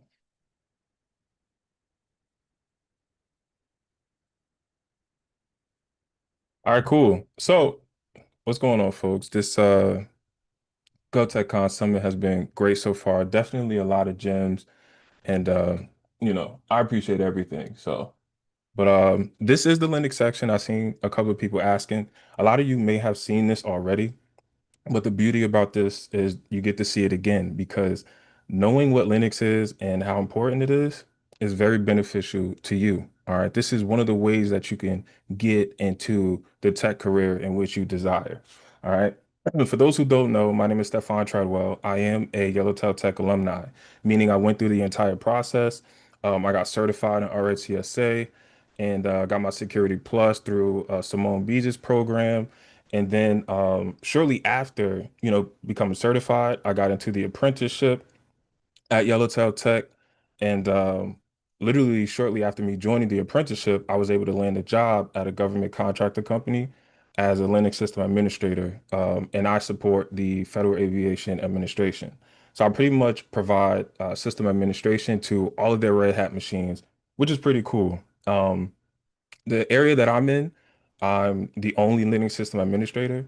So you guys can, just put that into perspective with this being my first job and just from me learning Linux from the basics through this Yellowtail Tech boot camp, it pretty much really prepares you to hold your own in the industry. All right. I heard at one point Aja was talking about how she wants to we have to be able to talk that talk pretty much like being able to talk to other people technically while having those soft skills. Yellowtail Tech does all of that and I was able to soar in this industry. It's only been a year, so Yeah, before all of that though, I was a police officer for 8 years. All right. 5 of those years I was a regular patrol officer, and then the last 3 years I was a sergeant. All right. So I have experience as far as my soft skills with interacting with a whole bunch of people, different personalities, managing different personalities in law enforcement, being probably the only black sergeant in my department at the time. So all of those soft skills kind of transferred over. So, that segment with Aja and the other gentleman, they were talking about those soft skills, very important. But that's besides the point. Today, we're going to talk about Linux, the benefits of it, how you can literally get started right after this presentation. All right. And mind you, this is brought to you by Yellowtail Tech. On Simone Beach's page, we actually have a video where we did the 4-hour workshop. Um, this same presentation you guys can see actually from start to finish. So I'm not going to be able to do like, spinning up a virtual machine and running commands or anything like that because we're kind of pressed for time. Like we have a time slot. So I'm just going to show you guys what it looks like. And then you guys can go back to the video on Bees's YouTube and y'all can see like step-by-step stuff. Okay. So what is Linux? All right. Linux is just an operating system. It's just like Windows and it's just like Mac OS. It literally runs everything. We're gonna get into that in a few. It's free open source. All right. Unlike Windows, I know some of you guys or some of you folks, um, when you buy that laptop or you put your desktop together or buy a desktop, at that bottom right corner, you have that Windows message. I can't remember the message, but you pretty much have to buy a subscription for Windows, right? So you can actually use the features of it. With Linux, you don't have to go through that, which is pretty cool. Okay. A short history of Linux. All right. It was created by Linus Torvalds. I'm butchering his name for sure, but it was born in the year 1991, and it was based on a Unix philosophy. All right. I did research on what Unix is, and pretty much it's just like the I guess the rules and how the system is as far as like the hierarchy of the file system, how the processes are ran, how directories are created, all of that stuff. So Linux is pretty much like it adopted the Unix philosophy. Okay, and it's free and accessible. Linux powers 90% of the cloud. All right, AWS, GCP, which is the Google Cloud, and then you have Microsoft Azure and other um, cloud environments. Pretty much, Linux runs those, and they run 100% of supercomputers. All right, supercomputers is not talked about enough, but they right now because of the whole AI situation. But these supercomputers are definitely going to be. I'm sure the era is coming up soon, right? Where we're going to hear more about supercomputers, but Linux pretty much runs 100% of those. All right. Linux is open source and it provides freedom and collaboration. All right. Linux is pretty much public code. So you have access to that code within a repository. If you like that, if you're nice like that, you can actually configure the code to, you could change it and tailor it to what you want. Right. So with that being said, you pretty much have full control and transparency with Linux code, and it allows innovation. Right. You could build it whichever way you want without facing any type of backlash or anything like that. It's community driven for sure. Right. There's a lot of Linux enthusiasts out there. There's so many Linux videos. There's a lot of people on LinkedIn that speaks about Linux and learning Linux and just yeah, you have people that go crazy over Linux because how powerful it is, how much control it is, and it's actually really fun. It's really fun learning Linux, and I enjoy it a lot. Right, it got me to where I am today. Linux is everywhere, okay? Linux is an operating system in a lot of ATM machines, all right, smart TVs, routers, phones. I even found out that Linux is in refrigerators. Like, that's crazy. Um, you could probably, I don't know, lock your door or something, or lock your fridge door keep the kids out of your fridge. I mean, so your your groceries can last longer. Feel me? But Linux is literally everywhere. Okay, tech giants use it. You got Amazon, Google, Facebook data centers. All of these tech giants actually use Linux. All right, and Linux goes beyond the Earth. Right, you have all of these space missions, like Bees mentioned before. How what Trump is doing with the government, and establishing, I think, the space mission in Alabama or something like that. You having those Linux skills, listen, you could jump on a space mission if you want, right? So there's different like mission critical things that you can do, and that will set you up to, pretty much elevate your career just from learning Linux. So why learn Linux? Linux is in high demand. It's a high demand skill. Literally, if you go to any job application, Linux is most likely mentioned. All right. And with high skills or high in demand skills comes great salaries. Okay. You could easily start 95K and up. All right. My first job, the current job that I have now, I was well in the I wouldn't say well in, but I was at like the bottom section of 100,000, which is fine with me.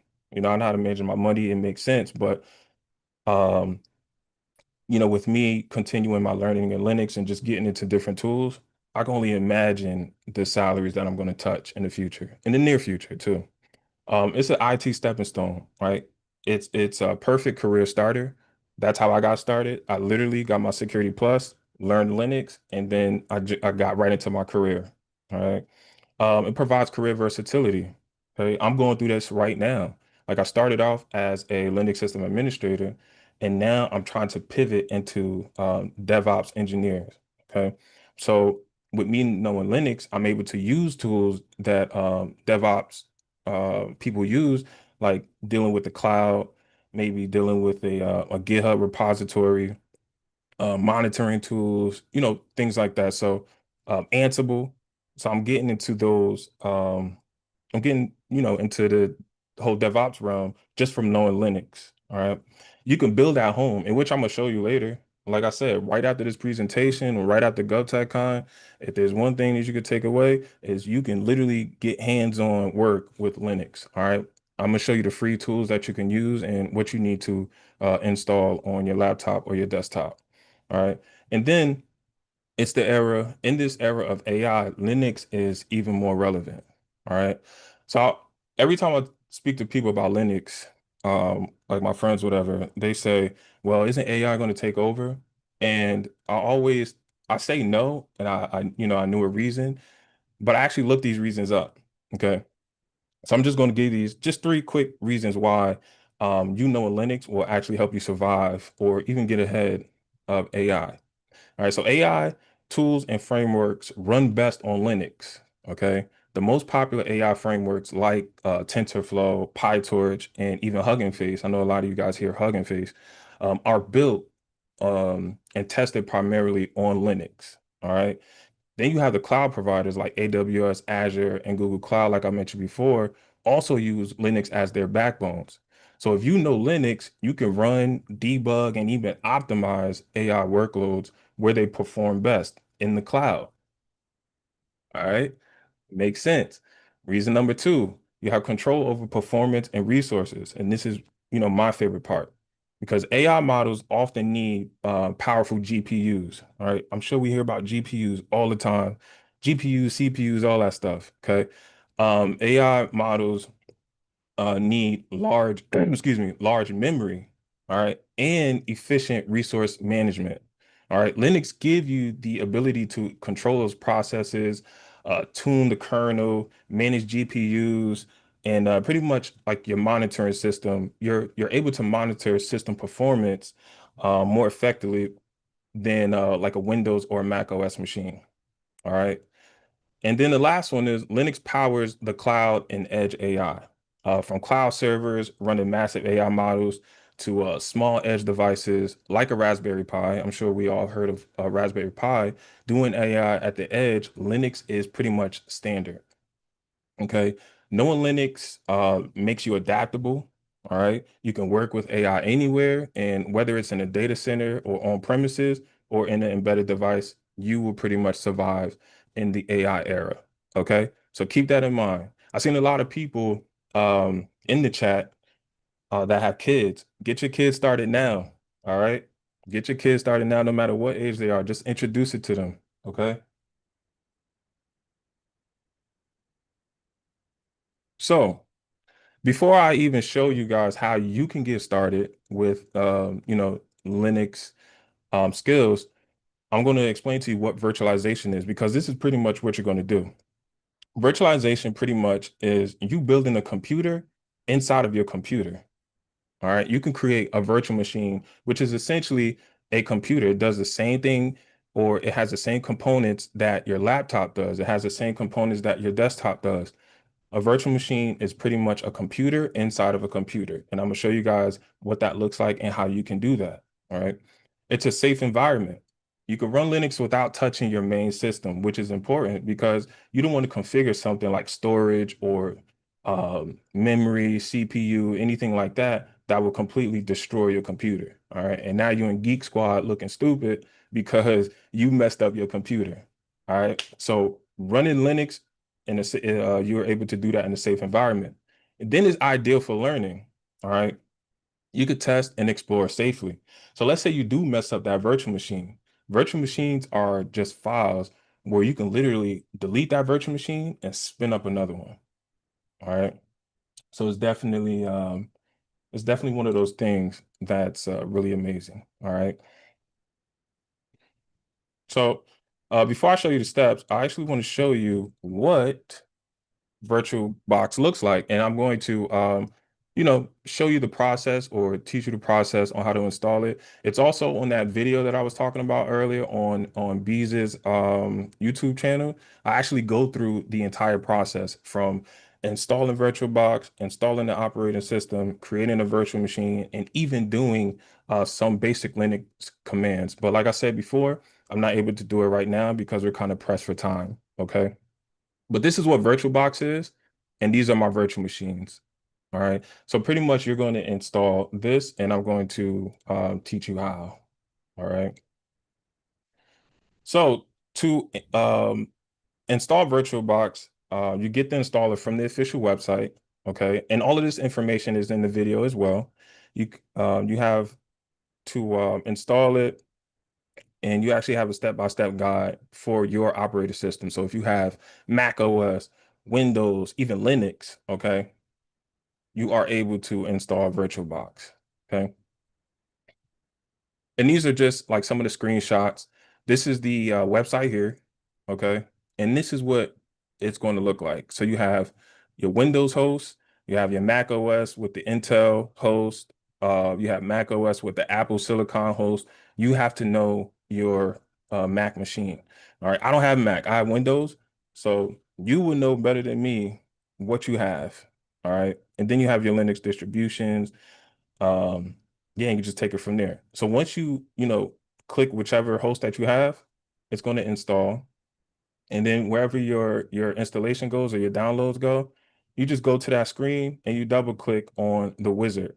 Okay, the wizard is pretty much like a box that'll pop up, and it's a step-by-step guide on or what to do to install this software on your computer. All right. Like I said, here's the wizard here. You hit next. It's pretty much straightforward. All right. And I'll go through it in the video.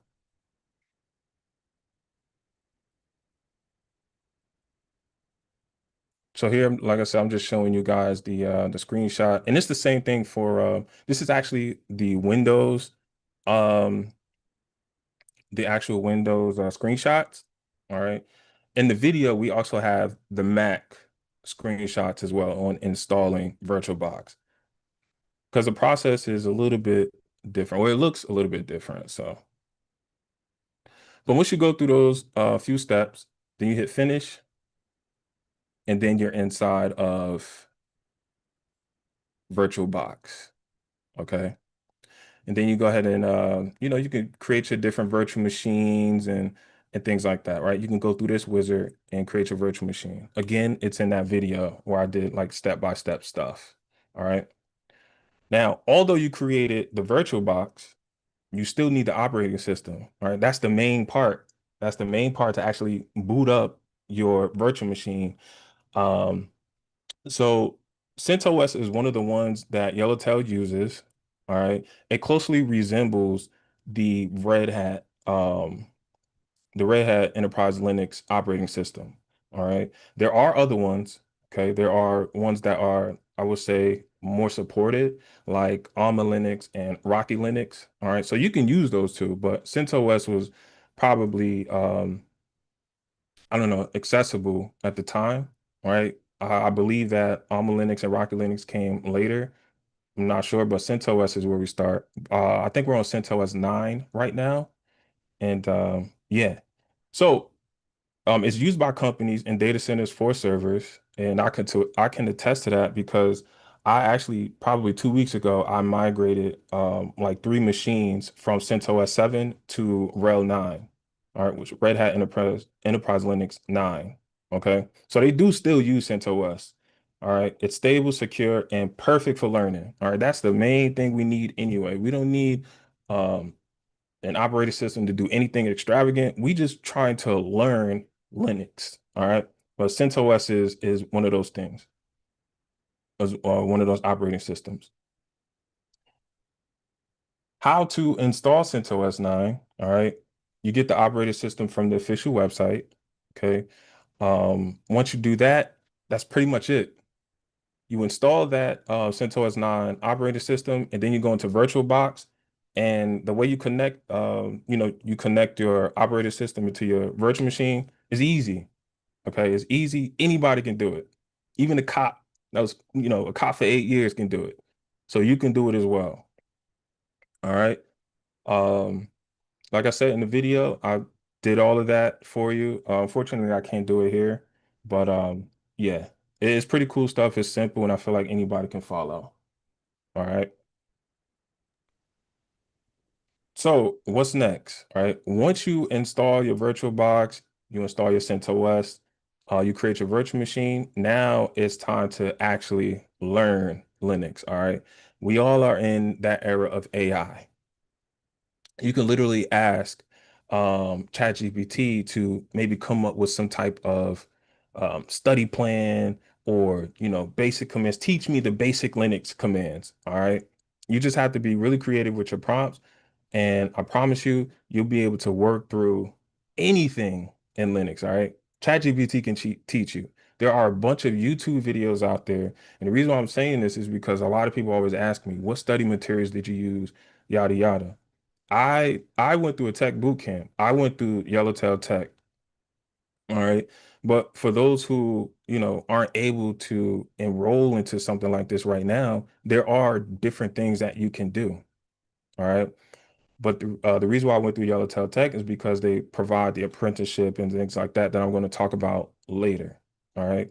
But these are some of the resources that you can use for now. All right. Even for, like I said, for your kids. Um, you can set up the virtual machine for your kids or show them what to do. All right. Pull up that video on Beez's YouTube, uh, walk your kids through it, and ask ChatGPT to create a study plan for Linux for a 10-year-old or a 16-year-old. You know what I mean? Things like that. So just keep that in mind. Um,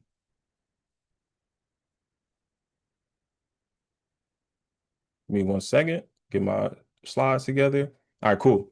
So you're at that point where you're ready to actually do some hands-on stuff. Okay.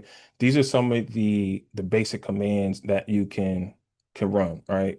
You can think about or change directories, meaning how to navigate within your file system, within your Linux system. You can list files and folders. You can use PWD to show your current folder. All right. Just these basic commands alone, search them, learn about them, and execute them. All right. You can practice making folders or directories. All right. In Linux, folders are called directories. All right. You can create empty files. You can learn how to use a text tool like VI or Vim or Nano to actually write inside of an empty file. And then you can learn how to save it, things like that. right? You can learn how to create users. It's really easy. Like just look at how simple this command is. All right. User add. This is the main command and then the name of the user. Okay. You can learn how to set the password and you can learn about root users or admin privileges in which you heard Bees mention before, right? Um, those root privileges. Okay. So try user add test user when you get to that point. All right. But like I said before, a lot of people always ask, like, is this hard? Is learning Linux hard? It's not hard. Okay. But it is a challenge. When you're learning something new, it's definitely a challenge. Okay. But you got to remember where you're trying to get to. All right. You got to remember that you want that quality of life. You want that different salary, right? You want to provide a different life for your kids if you have kids. I have kids, so that's why I keep mentioning it. I have two daughters. Um, and actually, they are probably one of the main reasons why I learned Linux because I knew that I can get to a certain level with Linux financially because of course the opportunities, but I wanted a better quality of life. Like when I was a police officer, I was working between 12 to 16 hours days, okay? Sunday to Sunday. So I was like, nah, I can't do this. My wife pregnant with this, with my second daughter. And I was like, I need to be around more. All right. I can't enjoy the fruits of my labor if I'm always at work. So learning Linux actually gave me that opportunity to be around my daughters some more. Like now, I took my daughter to swim lessons this morning. All right. When I was a cop, I wasn't able to do that. All right, because I'm working pretty much every weekend. But now it literally allotted me that life where I'm able to do what I have to do. All right. You can learn the Linux folder layout or directory layout. It's a lot of things that you can do. So when you are set up and you're ready to go, all right, open up that terminal, create project folders, create files, create users, and literally just take it from there. All right. Once you get comfortable, literally just dive in. We talking about what is that? That whole thing, that trend that's going on X, and there was like locking something locking. But I was locked in The for two great lock in years. of 2025. Yeah, there you go. There you go. The great lock in 2025. And I was greatly locked in for 2 years. For 2 years, and I made it out. But I'm still on that. So um yes. And then the last thing I want to talk about, right, is Ansible. Okay. Um with automation at our doorstep right now, automation is huge. Okay. With you learning Linux, you have the ability to learn different automation tools, and Ansible is one of them. All right. I would say that Ansible, without being biased, I would say that Ansible is probably one of the most widely used automation tools within the government sector, the private sector, wherever, right? Because of what Ansible is actually capable of. All right. And actually, let me go ahead into um, my last PowerPoint slide where I talk about Ansible. Okay. But like I said before, Ansible is widely used amongst a bunch of private companies and government companies because of what it can do. The automation is amazing. All right. It's agentless, meaning that you only have to configure it on one system. All right. You install the Ansible package and you set it up to manage maybe 50 servers or 100 plus servers. All right. In my current environment, I am managing about 150 plus servers.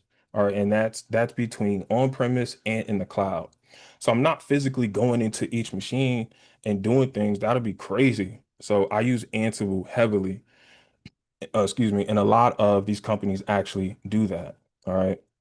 And the way that you communicate to your servers is pretty much by the YAML language. All right. It's easy to read and it's easy to write in plain English. And in fact, you guys will see that in a second. But this is how you talk to Ansible or tell Ansible what to do. You tell the server what you want to accomplish, not how to do it. So you tell it what to do, Ansible will say, okay, I know how to do this. Let me go ahead and get this done for you. All right. And you can do that across multiple servers, a tremendous amount of servers. Okay. You put that YAML file, that YAML file is actually called a playbook, right? So playbooks are clean automation recipes. That's where you write the rules, or you tell Ansible what you want it to do inside of a playbook. Okay. This is like an example of what a task look like inside of a playbook. All right. And look how plain English this is. All right. We name the task, install application named Nginx. All right.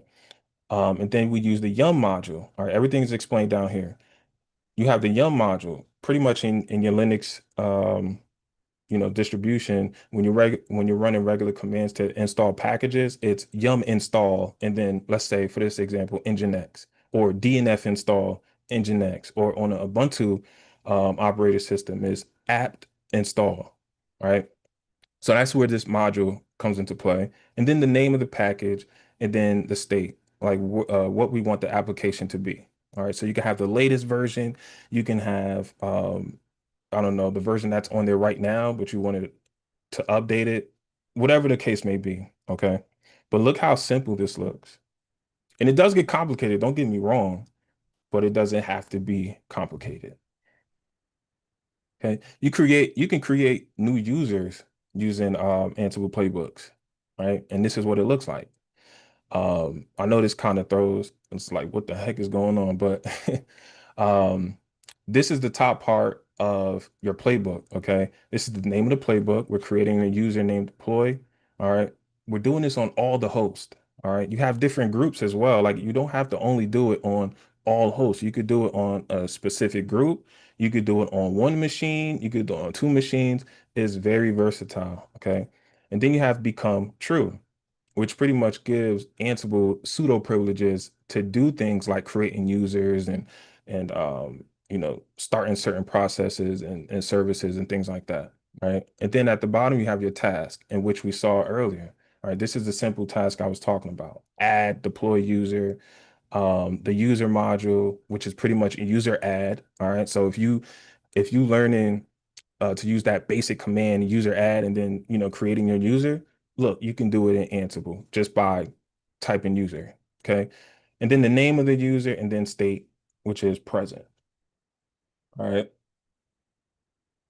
So like I said, it looks simple because it is simple, and you have the ability to learn it. Your kids have the ability to learn it. And I really hope and encourage you guys to practice these things. Okay. Because I remember when I was trying to get into this industry, a lot of people spoke about it, like, oh, you need to learn this, you need to learn that, you need to do this. All right, but they never really show you the steps on how to do it. I was never shown the steps on how to install VirtualBox, or how to install a an operating system. I was never shown that until I went to Yellowtail Tech. So yeah, it's not a lot of information out there like this. All right. I could be wrong though. Maybe I just wasn't looking in the right spots, but I feel like y'all understand what I'm trying to say. All right. You can reboot servers with Ansible playbooks. All right. So all in all, what we're pretty much showing you is that you can literally do whatever basic system administrator task that you've learned, you can actually do it in Ansible automation. And that's why it's widely used, because with everything going on right now, there's just so many servers for 1 to 2 Linux system administrators to manage, right? It's just too much. But with Ansible automation, it just makes things so much smoother. You can be the only Linux system administrator doing things, like me currently. Um, and yeah, Ansible automation is really awesome. All right. So I hope you guys got a lot of gems out of that. It's like I said, you could take this to the next level. All right. And before I go, I just want to explain to you guys what Yellowtail Tech is. All right. I'm one of those people that actually like to learn with other people. All right. And I'm also one that actually listens to information. All right. I buy into people's programs or what they're teaching. All right. When I was playing basketball in college, it was just like one of the mottos that my coach said was buy into the program 100%. All right. Of course, do your research on the program. And when I say that, I mean about, bees talking about how to get into tech, and, Yellowtail Tech on how to get started with your tech career. So I did my research on Yellowtail Tech, and I just want to walk you guys through what can happen, all right? Where you have zero tech experience, all right? Take me, for example, zero tech experience, and then I joined the Yellowtail Tech program, all right?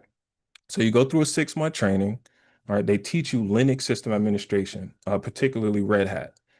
All right. So you go through the 6 months trainings. Yes, you can have 50 plus kids. Yes, you can have 50 less kids and still do this program. Like I said before, I was a police officer doing 12 hours, 16 hours, and I was still able to make classes. They have night classes. All right. So you have two classes a week.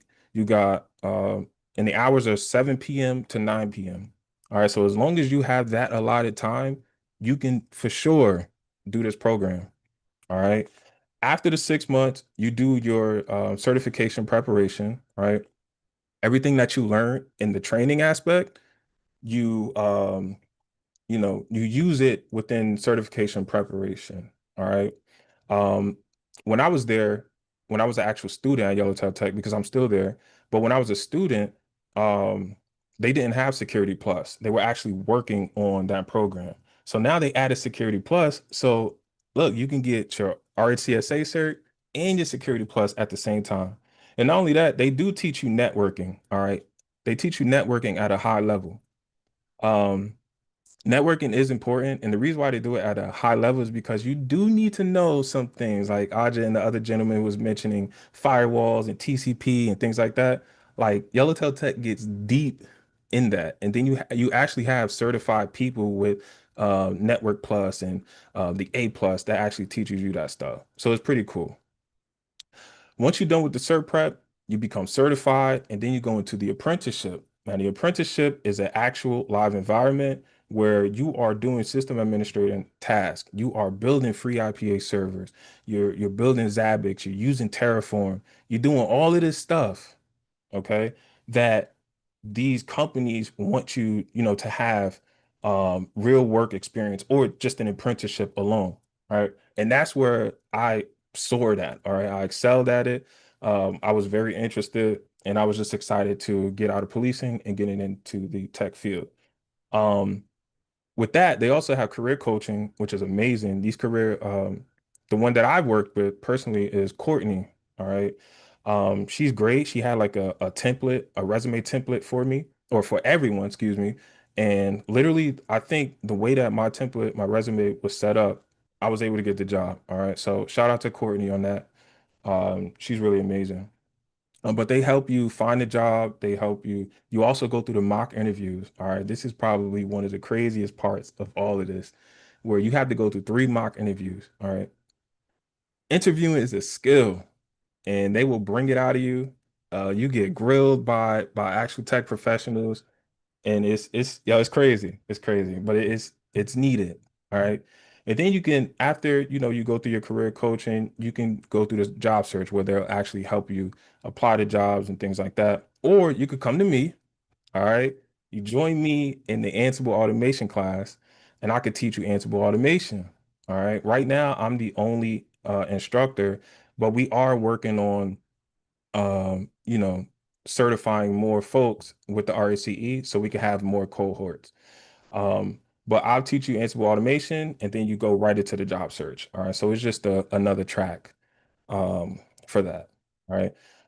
If you need any more information about how to join Yellowtail Tech, just go to the website and book your 10-minute call with one of the Yellowtail Tech representatives. They'll answer all the questions that you have, and yeah, just get your tech journey started by learning Linux. All right. And that's it for me, bees. I appreciate everyone for being here. Um, I'll be here next, or I'll be there at GovTech next week in person. So if you see me, just holler at me. Yeah, yeah, and at GovTech as well, they're going to be doing full like hands-on Linux workshops there, so it's going to be pretty good. So, Yep, yep. yeah, so definitely make sure that you come out. Yellowtail Tech, they are the technology partner for GovTech, so definitely make sure you come out. Appreciate you, Stefan. Thanks Absolutely. for always giving us this good Linux game and Ansible information as well. Definitely appreciate it. We have one last speaker that's going to be speaking. X is amazing. X really has all of the knowledge when it comes to AI, and X also teaches AI in a way that literally anybody can understand it. So let me pull X up in there we go. Let me promote X up to a panelist. So like I said, this is something that I'm surprised I was able to pull off, but X is somebody who you gotta respect. I'm gonna let you introduce yourself, X. I want like you could just give them information about AI, right? You're the top of the top. Let them know your background and just people want to know like should they be getting into AI? How can they get into AI? What type of information should they have? And I'll just let you take it from here. Well, first of all, I just want to say, Simone, thank you for bringing me out. Y'all, Simone has been chasing me down. A few weeks ago, the beginning of August, I got into an accident. So I was like offline for a few weeks. So I'm just grateful to be here, especially since my career started in GovTech. So today, I put together a little presentation actually using AI, but you wouldn't know that if I wasn't showing you this screen, to kind of walk you guys through. Oh man, all these Zoom controls everywhere. To be able to walk you guys through how you get from GovTech to a company like Google, because that was my journey, and really breaking down the kind of careers that are going to outlast all this AI hype, right? So I've been on the news, I've been on CNBC explaining like how AI will or won't mess with jobs. I know there's a lot of reports coming out. You probably see them left and right, like AI is taking jobs from, computer science grads, or, AI is coming for your job. And so I really just want to separate the hype from the facts. In this talk today, I'm not going to break down what AI is or isn't too much. I've done that like 90 times. You can go watch that on YouTube if you just search my name, where I break down like how to prompt AIs, what AI is, different domains, etc. But since this is GovTechCon, I really want to walk you guys through sort of how to think about AI as a career and in a way that's sustainable. All right, so my tech journey, before I ever got into technology, I worked at an elementary school.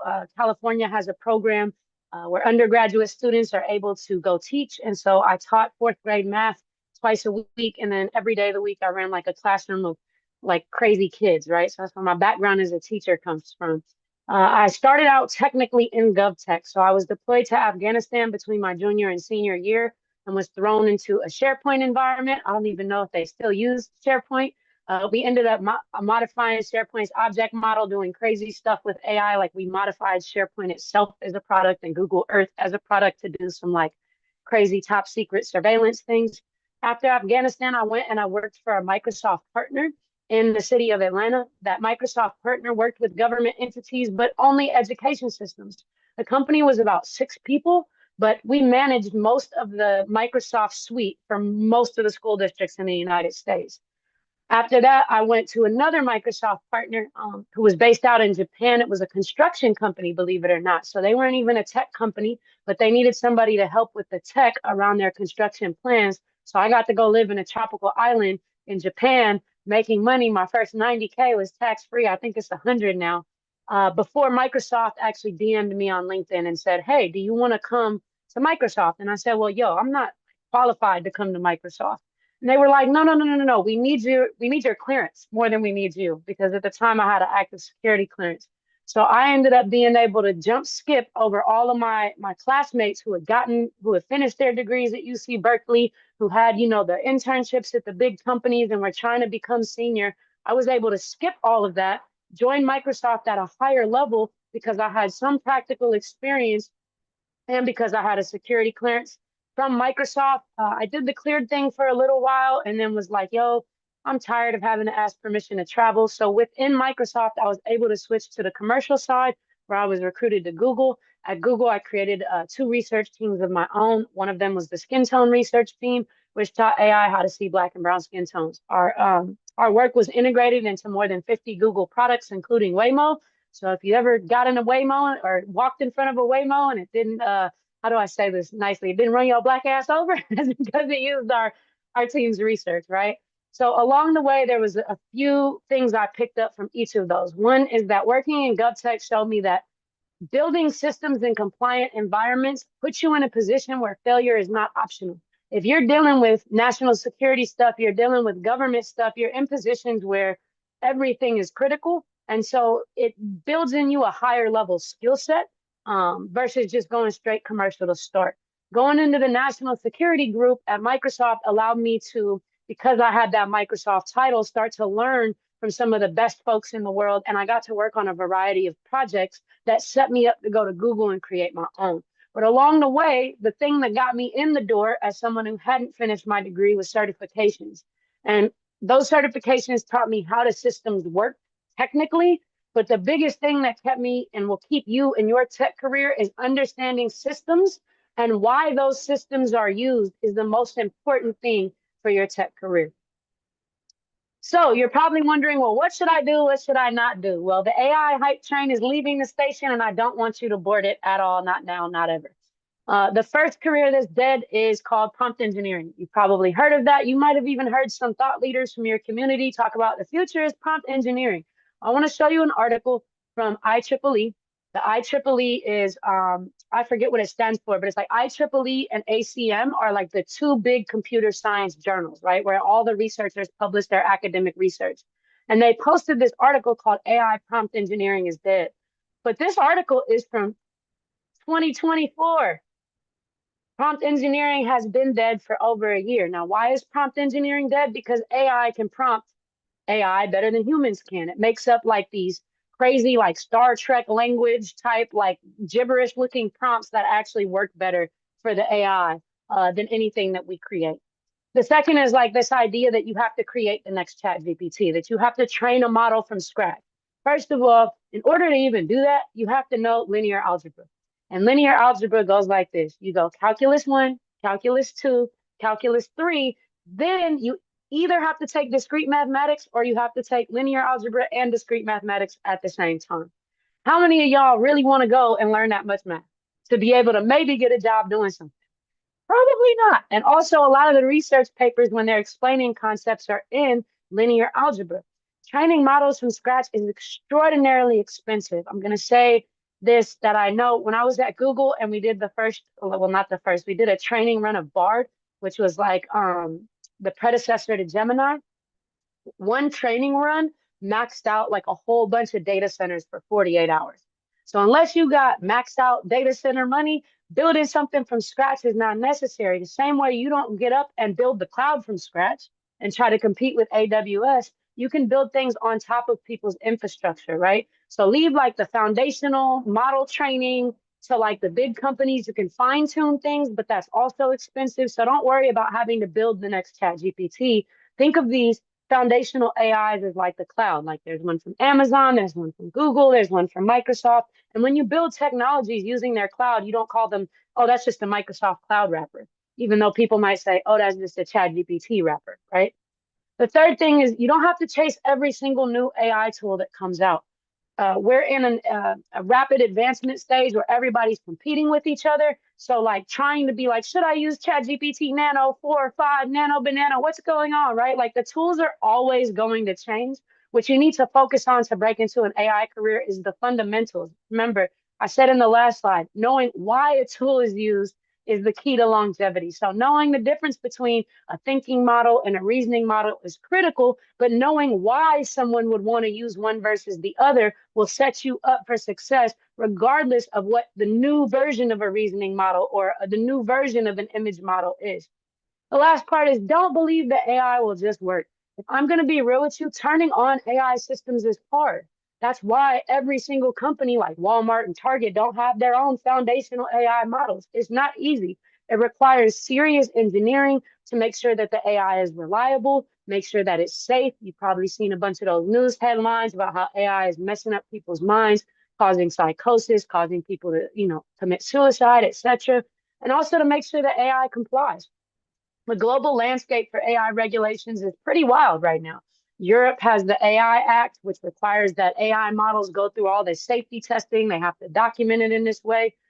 California, even though you heard that big AI law that got vetoed, between August and September of last year, California passed 19 different AI laws, right? So even just a company trying to turn on AI has to know what those things are and make them reliable. So don't believe that AI is just some magical black box that people turn on. It takes intention and it takes people who are specifically skilled in the things that they need to be able to comply, right?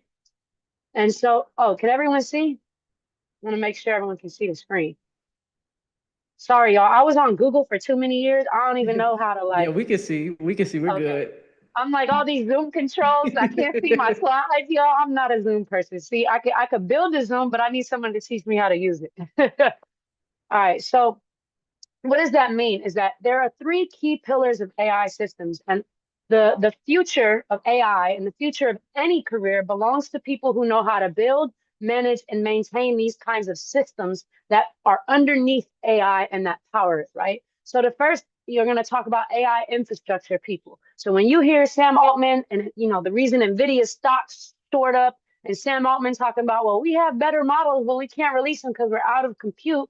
Those are the people, the AI infrastructure engineers are the ones who manage the back end cloud servers, the back end infrastructure that actually allows when you type in something in the chat GPT, it goes and it runs what's called inference, which is where it talks to the model and says, now give me an answer. And then it has to spit that out. If the servers go down, it'll take like 2 minutes for it to generate a response, right?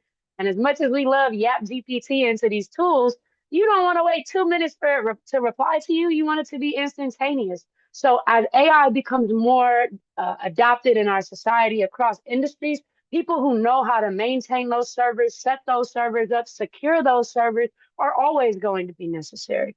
The second part is the AI data engineer, which are the people who build and manage the data that goes into training the AI, the tools in the warehouses where that's stored, as well as the people who are able to go find data and clean up data before it even goes into those pipelines.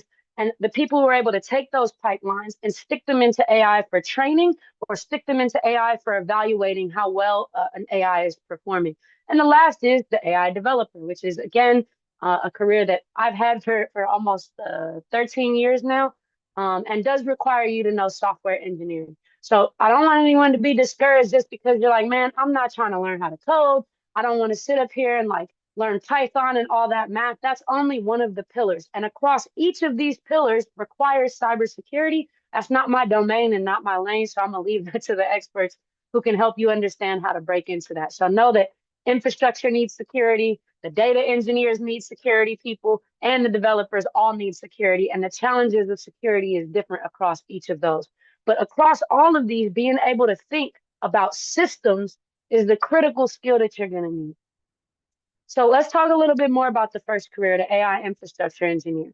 It's basically you're the person who operationalizes the tech, whether it's ML, meaning machine learning ops, that's what they call them, or LLM ops people, so people who like are able to deliver and scale AI, right, large language models. So for example, companies aren't building their own chat GPT. They're probably taking chat GPT off of like Microsoft's cloud server, sticking some of their data in it to fine tune it to be able to make it work with their custom knowledge. Well, then once they have that custom model, someone still has to put it in the cloud and make it so that they can access it, right? So in my current consultancy, one of my customers is L'Oreal. L'Oreal is not going to just use ChatGPT off the shelf. They're going to go get an AI tool like that, stick all their data inside of it to be able to make it do custom things for their organization. And when they have that model that has all their, like shampoo sales data or whatever it is, their marketing data, their marketing tasks, someone still has to stick that up so that their employees all over the world can use it internally and secure it to make sure that no one's hacking in and using L'Oreal's internal AI systems, just like they would anything else. So why is this future proof? Because AI has to run 24/7 and it needs to be as cost effective and cheap as possible. And it also has to plug into all the tech they already have. This is non-negotiable. This is not going away. The future might be a couple of infrastructure engineers running quote unquote AI agents to assist with some of these tasks. But large language models, which is the technology under ChatGPT, they'll never be able to not hallucinate. So they're never going to be 100% accurate. So even if you have a team of agents running something, it might make something up. There was recently a news article that came out that showed that someone had used an AI coding agent to like manage their database, and it deleted the whole database that was in production, which means it deleted the actual code because it was hallucinating, right? So we're still going to need humans for the foreseeable future for this because the underlying technology, the LLMs, are not there. So those are some of the key skills that you need. But without robust infrastructure. Even the most advanced AI labs are just little science experiments, right? Which is what we had at Google when I worked in Google Research. We had these little contained environments to test things out. When we wanted to turn it on for the world, I had to go over to Google Cloud and become a product. So how do you do that? Well, credentials. I'll give you guys a little bit of game. And every major tech company, Google, Microsoft, Amazon are the three I'll focus on. They have what's called a partner network. So when you, like, let's say L'Oreal, for example, and I don't know if this is true. I don't know about their Microsoft contracts, but let's say, for example, L'Oreal wants to set up Microsoft Office 365. They have an option because they're such a big company to go directly to Microsoft, right? But way back in like 2015, I remember just to set up like Microsoft Project Server would cost the company like $2 million just to set it up. That's not even to configure it if you went straight to Microsoft. Most companies can't afford that. So Microsoft had a partner network, which was tiers of companies that they had work with them. And depending on your company's tier or status, like silver, gold, platinum, or managed, they would help you build out your business to different levels. So if you go to like a Microsoft Gold partner or a Microsoft, I think it's like Platinum partner or a Microsoft Managed partner, in order for them to maintain that status, they have to have so many people in their company who maintain certification. So if they want to be a Microsoft Gold partner for Azure, then they have to have, I think it's like 5 or 6 employees that have Microsoft Azure Solutions Architect certification, or otherwise they lose that certification from Microsoft and Microsoft stops kicking them business over. So even if you're not qualified or able to go directly from a certification straight to a Microsoft, there are thousands, tens of thousands of Microsoft partners, tens of thousands of AWS partners, tens of thousands of Google Cloud partners who need folks who have certifications to be able to get into that door.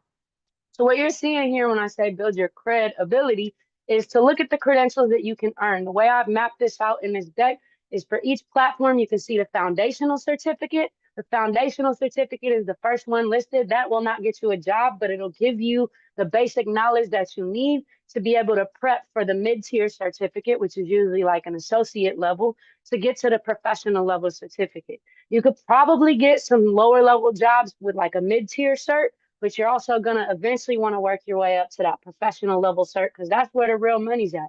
If you can get an Amazon AWS cert, right, like an AWS solutions architect cert, you're going to start getting recruiters DMing you, especially if you have or are able to get a clearance. Now, certain companies, well, all three of these companies have what's called their cleared division. So at Microsoft, it was called the National Security Group. At Google, it was like Google Cloud Public Sector. I don't know what it's called at Amazon. I'm going to show you, they all have jobs that require clearances and certifications. Some of them are not even technical, right? So I can go down to this customer solutions manager, which is like a project manager, right? So they want someone who can meet with people to understand plans, meet with all the solutions architects, meet with the DoD people to like talk about blockers and like unblock blockers because government got a lot of bureaucracy. It takes like 8 months to even agree on something. Now, this job is unique in that it requires you to be able to obtain and maintain a security clearance. So Amazon pays and sponsors for people to get security clearances. And what they want you to do within 6 months of employment is earn that Azure Solution Architect Associate Certificate, right? So the one that I'm mentioning here is the top level one. They want you to get it within 6 months of employment. So if you come in and you get the certified sysops admin or the cloud practitioner and you have project management experience, you could very quickly, traverse into something like this. So if that's just what Amazon itself requires, it's a lot easier to get into Amazon's partner network. So Google has the same thing. They don't support clearances, getting one. They want you to have one already. So if you have a path or a desire to go up to Google, you can. And same thing with Microsoft. You can look them up. You could say CTJ, you could say clearance inside of the search box, and it's going to show you they have 100 jobs. Again, same thing. Hey, we want someone who's a project manager who has a clearance and some certifications and what we need, right? So these are all, if you wanted to get into the infrastructure side, which is building the back end, building the cloud side of AI, these are the pathways, right? Now, the goal here, I'm going to tell you this, don't try to be a jack of all trades. When you do that, in this industry, it's hard for people to trust that you have enough expertise to start. You can add on more certifications from other platforms as you go, but pick one and go deep because most organizations use the single provider, right? So different government agencies have Microsoft stuff, different government agencies have Azure stuff, some of them have, or excuse me, AWS stuff. Google's fighting for their life to get in. Don't quote me on that. And so the second role is the data engineer. Again, they call the processes of sticking data inside of AIs called data pipelines, right? So that's how you take large sets of data from inside of a company, how you transform it, meaning how do you organize it? Like if there's like 50 different databases and none of them have like matching structure, how do you organize it so that you could put all that data together and then make it in a format that the AI needs to train? And then make sure that that pipeline is automated instead of somebody going through thousands and thousands of like, spreadsheets or databases and trying to manually tack it all together. It also ensures that you think about where the data comes from. So you probably just saw Anthropic just had to settle a lawsuit for billions of dollars because they went on a pirated website and took a bunch of training data that was actually copyrighted text. So data engineers are responsible for making sure stuff like that doesn't happen. Now, what happens in the future is AI is generating, they call it synthetic data, right? Where AI generates a bunch of data that you use to train an AI system, right? And so what happens when you feed an AI too much synthetic data is it starts to eat itself. It's a phenomenon called model collapse, where you give it too much AI generated data and it loses the concept of whatever you're trying to do. So like if you give it a bunch of AI generated dogs, eventually to like train it to identify a dog, eventually it's going to forget what a dog even is if you give it just AI generated data. So being able to worry about data quality, data sourcing, and human data is more important than ever. There's a research study that came out that said we're going to run out of high quality human language data by 2026. So folks needing to understand how this works, doing like data warehousing, data lakes, cloud data management, data cataloging, they call it feature engineering, data cleansing, etc. Understanding data governance frameworks so you don't do something that like ends up violating the EU's GDPR or ends up violating like the California has like the California Data Privacy and Protection Act, etc. Because those fines are steep. If you violate GDPR, it is 6% of your annual revenue as a company. So when I was at Google, that meant somebody had to sign off on us potentially getting fined $6 billion if the data was stored wrong, or we had the wrong kind of data, or we had personal data that we stuck inside of an AI. So this career is very future forward.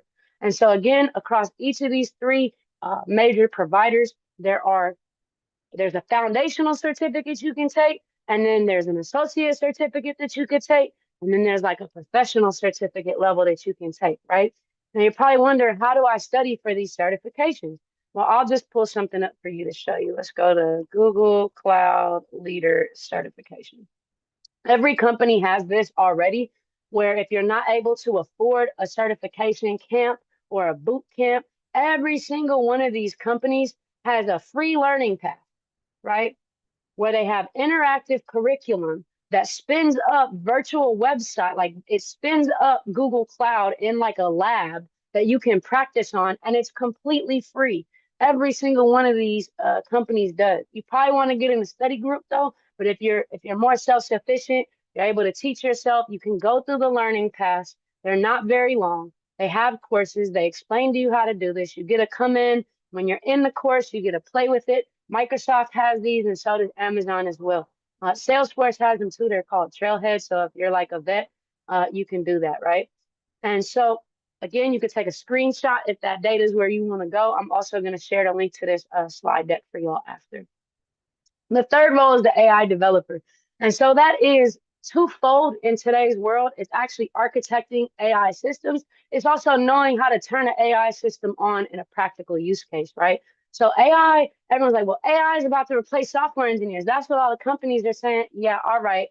AI can generate code, but it's actually flawed or it's insecure. So there was a study that was done that showed that like developers, even though it helps them generate code faster, it makes them less efficient because they spend that 30% of time they were saving generate, like writing code manually, they spend that time going back and double checking the code that was written and fixing it, right? So it's like a small boost in efficiency because these large language models are just not there. They're always going to make stuff up. So if you saw like Microsoft Copilot turned on AI inside of Excel, it literally says, do not use this when you need it in a factual situation or you need accuracy, because we just don't have that kind of AI technology yet, right? So your value is in understanding software engineering principles, right? What's good data structure? What's good algorithms? What are good software engineering principles?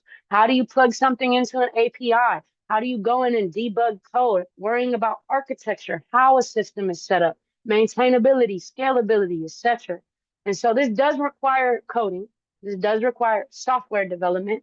And when you pick your stack, is going to choose what language you're using. So if you want to go to Google Cloud route, it's going to be Python, PyTorch, TensorFlow, right? You go to Azure Stack, it's going to be Python and C Sharp.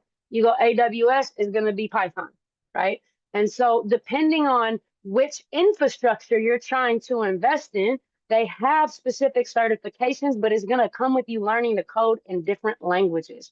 I recommend even just taking like the basic certifications for each of these, just to get your awareness of the platforms before diving in, right? Google Cloud has this generative AI leader course, which just like breaks that stuff down, like what AI is, how to think about it, what are good use cases for Gen AI, what are not. Whereas Microsoft's Azure AI Fundamentals is not focused on just generative AI, it's general AI principles. And the AWS Cloud Certified Practitioner, unfortunately, they don't have like a fundamental AI cert, at least not from what I saw, but it'll give you the fundamentals of cloud and they touch on AI a little bit in that certification. And so again, the future is systems, it's not prompts, right? And so I gave you guys a breakdown of 3 different career paths, whether that's infrastructure, the back end that's going to power AI, no matter how much AI is trying to take over people's jobs, the data side, because building and updating and maintaining and checking the quality of AI systems is never going to go away. And if you missed it, that company that Meta spent $13 billion on or $14 billion buying, all they were was an AI data company. All they did was collect data for AI training use cases and have people label it. So be like, yo, in this image, this is a dog. In this image, this is a human. In this image, this is a person walking. In this video, this is a person walking. And after they did all of that development, they made an AI to tag things. That's literally all Scale AI did. And they sold for $14 billion. So to understand the importance of data in AI means that you understand that there's a solid future career there. And in development, which I put small because not everybody wants to learn how to code, man. It's not an easy thing. If you like miss a semicolon or you have something indented too much, it could break the whole app. So me, I'm a Virgo. I love that type of stuff. Like I get to tell the code when it's wrong and just nitpick it all day. It's fun for me. It might not be fun for you. So if I want to leave you with anything, is you have to choose your pillar. You have to choose which of these lanes you want to start in. You have to chase certifications. That's the only route to employability if you do not have experience demonstrated in this field. Some of the fields will want you to also do projects or to work on things, but a lot of these certifications will require you to practice and be able to do those things as well. And then make sure that you're shaping the future of AI and not just thinking about reacting to the AI that's designed today. So I'll pause there because I know we probably got tons of it is Virgo season. My birthday is on Monday. Gang gang. All right. And so let me go out of this. And by the way, y'all, I used AI to make this slide deck. I just came in with my notes and dropped it in here and it generated this and I had to clean it up a little bit, but this is the future. So don't think that you're gonna go be like a Canva operator and you're gonna make it work for you. And someone corrected my AWS. Hey, gang, gang, you have the best birthday ever. Whoever's 9/8. Oh wait, I dropped this in the wrong. Y'all, why does it tell me who I can chat with and who I can't? Like I have to change all this stuff, right? Yeah. So people are wondering about GCP and how they're doing. GCP doesn't have as much enterprise adoption. I know that like big companies like Target use them, but I know that when I was there, we had the AI principles and the AI principles specifically prohibited Google from like building AI for weapons. I know that they rolled that back now, so they're just now getting into the PubSec space, like the cleared like government DoD side. Like they would always sell stuff to like local and small governments, but just recently they rolled that back, so they don't have as much industry adoption in terms of the GovTech space, but they do have a lot in the commercial space. And also, right now, they're kicking all these other companies behind with their AI models. So you're going to see a lot more companies coming to them for what they need. Let me see. All right, there's a lot of ACM. Okay, cool. All right. Yep. And someone said with agentic AI, NVIDIA reports have concluded a small data set is more conducive to a working agent than large data sets. That's 100%. 100% true. And the reason is when you have a large language model like ChatGPT, it's trained from everything on the internet. And a lot of the crap that it grabbed is old, like stuff that's really outdated, that don't really make sense. And then if I'm trying to take that and then turn it into a specific model to answer specific questions about my business, that's like trying to take all of the internet and shove it into just one website, right? Versus they have what are called small language models or SLMs, which are models that are generally trained to do a task, like a question and answer small language model, or it'll be like a I forget what they're called, but it's like a conversational small language model that's not just Q&A. It's more like dialogue, like ChatGPT. And a lot of companies are starting with small language models instead of fine tuning these larger, like going from the top and making it smaller. They're starting with small models and building them up to be built for purpose.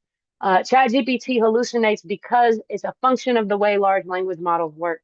It's not something you can get out of the system. Large language models are just text calculators, they're text predictors, but they don't actually understand language. Like when you type in your text, it converts it to math, and then which is called a token, and then it calculates what it thinks you want to hear, and then it reconverts that math back into language that you see. So because it's like a math calculator, it's not able to understand what's factual and what's not. So that's why it makes stuff up that doesn't exist, because it's just calculating text, right?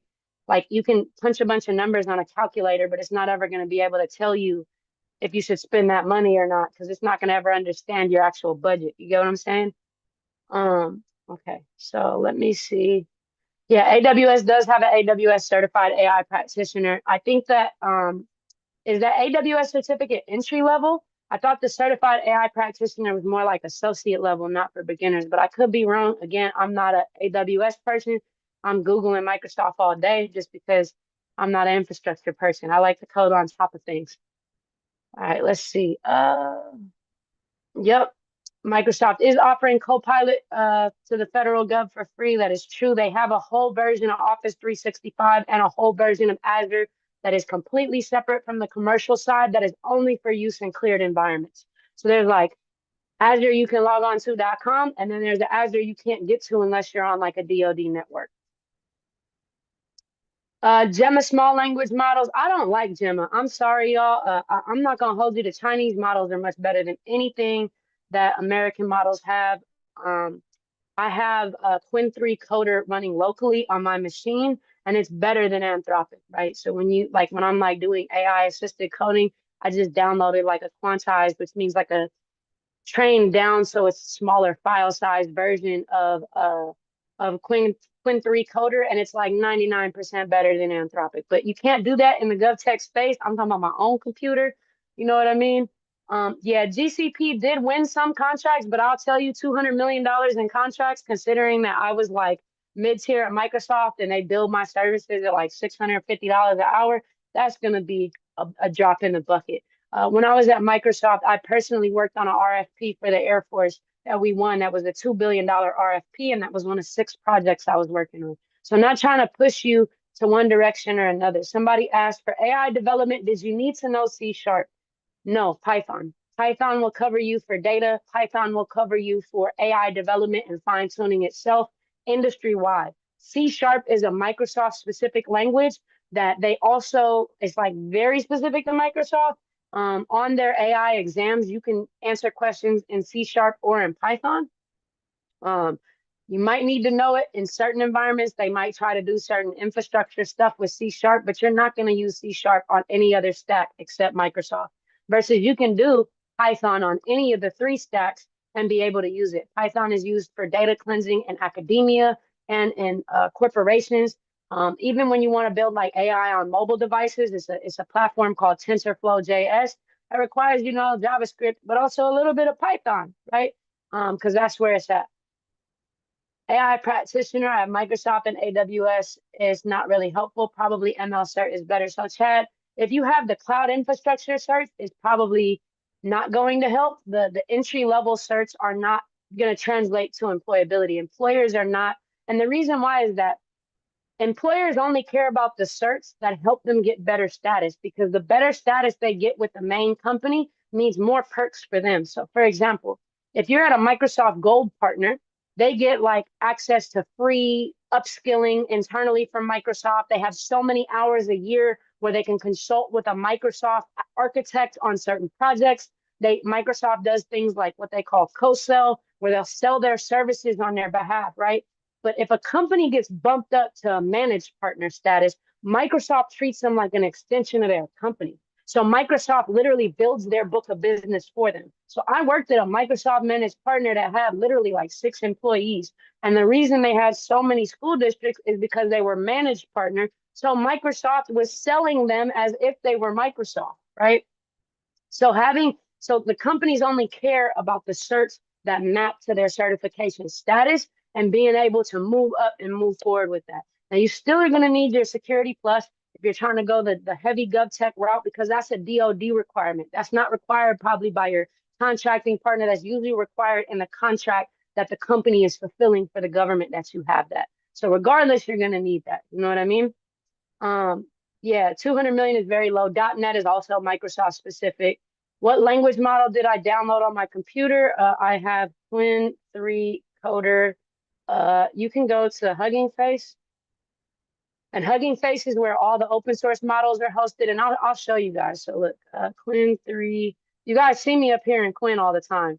And the Quinn is free. It's Alibaba's model. If you use it on the website, they'll train on your data. But if you download it locally, because all the models that are there, you can run locally. Let me go to Hugging Face and I'll show you guys something crazy. So let's do Quinn edit. So you know Nano Banana, right? That image model everybody was going crazy over. They were like, oh my God, you can Photoshop is dead, photography is dead, and then like Nano Banana dropped. Well, this actually dropped a month before Quinn image edit, and it like shows you that it was doing exactly what like Nano Banana is doing, except this one you can download and run on your computer. And when you download, see, look, isn't that what we were all like, oh my God, Nano Banana did it? And like a whole month before, you were able to see they had one for free and you could like download this and run it on your computer locally, right? Now the original versions are usually not there. So you have to get a quantized version, which means one that's scaled down. Let me pull up my LM Studio real quick and see where I got that from. Give me 1 second. So even if I went like Quinn 3, like Quinn 3 Coder, this one is like, this model by default is going to be like way too big, right? Like this is going to be like a 70 gigabyte model download. But if you go to Quinn 3 Coder Quant, what is the dude's name? Let me look it up. There's like two people on here. It's called Unsloth. That's his name. There are people on here that take these big models and they make them smaller, right? So like Quinn 3 Coder, you can see like what the performance is and how much better it uses your memory based on how they quantize it. And so you can come in, you can use a tool like LM Studio or something. You could download a version that's 10, 11 gigabytes as opposed to the ones that are 60. You can even go all the way down to a model as small as 8 gigabytes if you don't have a lot of RAM on your computer. I'm going to recommend you have 24 to 32 gigabytes of RAM if you want to run an AI on your computer locally. But I have like a 12 gigabyte version running. It takes a little bit longer to generate the code than you're used to, but it's completely free for me. It stays on my device. So some company isn't using my questions to train on it. You know what I'm saying? So it's awesome. And someone's saying, is there a list of Microsoft partners? Yeah, you can literally find a partner on Microsoft's website, right? So you can go here, you could click discover. When you hit discover, now this is ideally for sales, right? So you could pick their industries, their capacity. So let's say you want to go into public safety and national security. You're trying to get in the DoD space. And these companies, you'll often find that they also put online, like on clearancejobs.com or clearedjobs.net, whatever it is. Like that's where I used to get my jobs from. they'll have people on there who are looking for people with clearances, and you can see kind of like who's a partner network in this space. You could pick a location. You can see the customer size, right? Like how many employees do you have? I don't know if it lets you search by status though. Yeah, but professional services is what you'll want to do. Otherwise, you're going to end up at a licensed reseller. Oh, managed services. That's what it is. So they do have it. So you can see what different partners are here. Same thing. You can go to Amazon Partner Network, and I think Google has the same thing. Right? You have Google Partner Network. I'm pretty sure. Yeah, you can like find a partner, etc. Right? Like if I want to find someone. Oh, because I'm not a Microsoft partner, so that's not it. Connect. Yeah, Connect, find a partner. That's some weird UX. You know, Google. I loved Google working at Google, but their like documentation is terrible. But yeah, you can see like these companies and then go see, you see how they have the specializations? That specialization, they're only allowed to say that based on their level, right? So this is a premier partner, which means they have people who are certified in these things, right? So HCL Tech has 220,000 people. I'm sure if you earn a high level Google cert, you could hit them up and get a remote job learning how to do this stuff more in detail. So again, that's the path. I would love to connect with y'all. I'm here, LinkedIn.com. If you guys want to connect or have any questions, I no longer hold a clearance, but I'm telling you, it's the quickest way to go. And when I was at Microsoft and I had a TS SCI with a full scope poly, I was given 25% of my salary as a bonus every quarter just for having the clearance, right? It's probably, I think it was like 20% if you only had a secret, and it was like maybe 15%, and it was like 25% if you had a TSSCI. And I only had a TSSCI when I came in. They got me the full scope poly. So even if you just have a clearance, like say you start with a secret and you want to go up, a lot of these companies, once you hold a clearance, they'll upgrade you, and they prefer to hire people who have them. So even if you just go a route, right? Even if you just go one route where you're working with one partner that gives you a secret and it takes you, like a couple months to get the secret, you can still go to another company that will take your secret and pay and wait for to upgrade it, right? So it's easy to do that. But yeah, if you do a TSSCI with a full scope poly, and I was read on to very, very small things, but I worked with special ops in the military. The TS with poly, you need to get your TSSCI. You have to be in a role that requires it. My role in Afghanistan required me to have a TS, but honestly, my clearance didn't come because I only had a secret when I started. My top secret didn't come until my deployment was almost over. So I worked off an interim TS because the top secret is going to take a year unless you're like friends with Donald Trump. It's going to take a year for them to do that full intensive background. They're going to look at you. They're going to go talk to all your family members. And then when you do that full scope poly, they're going to ask you the weirdest questions. Like, have you ever thought about having sex with a family member? Have you like ever done a drug? Have you like, are you an enemy of the United States? Like, have you ever had sexual interactions with a child? And it's like, I went to like an FBI headquarters and it was like a 4-hour polygraph. Like that shit was no joke, right? And so again, the higher up clearance you have, the more restrictions on your life. Like a secret just requires you when you're trying to travel to like request permission. A TSSCI means you cannot ever travel to an area that the US considers foreign. So if you want to go to China and hang out and see all the flying taxis out there, you're not going to China with a TSSCI. You're not going to Cuba, and you're not going to pop up and take a random vacation to Mexico one weekend because you got a bonus. You have to request permission for those. So know that there are cleared Microsoft partners. There are uncleared Microsoft partners. The bags are different. The competition is different. So I recommend y'all to go to clearance route. And then once you're in a company or an industry you feel comfortable in, you can always leave it, but it's a lot harder to get into it than it is to walk away from it. All right, y'all. That's what I got. Thank you so much, X. Thank you so much. This was amazing. Everybody's loving everything that you're saying. So look, X, make sure you go follow X on social media. Make sure you literally look at everything that X has, because she's literally one of the best AI practitioners out here. Literally, I had no idea that she even had a GovTech background. So that's pretty crazy. So Everybody say thank you to X and happy early birthday. Thank you for coming out and giving us this expertise. This wraps up day 2 of the GovTech Summit. Like I said, if you are enjoying this, you're definitely going to want to get your full ticket to GovTechCon, our actual conference. And the ticket's 50% off. And so if you came out to this, you'll be automatically registered for Monday. We have Tamika Reed coming out on Monday. Tamika is Women in Linux. She's going to be dropping a bunch of gems about Linux, infrastructure engineers, also platform engineers, all of that good type of information, building wealth. And then also we have Jesus, I can't pronounce his last name, but he used to be the head of talent acquisition at US Digital Services before Trump like dismantled all of that. So definitely make sure you come out Monday, 6 p.m. to 8 p.m. Eastern. Can't wait to see you all there. Make sure you go and follow GovTechCon on Instagram, subscribe to us on YouTube. Join our Discord as well. It's completely free. Get in the community and make sure you come to GovTechCon. It's happening next week. You don't want to miss it. I appreciate everybody. Y'all have a great weekend.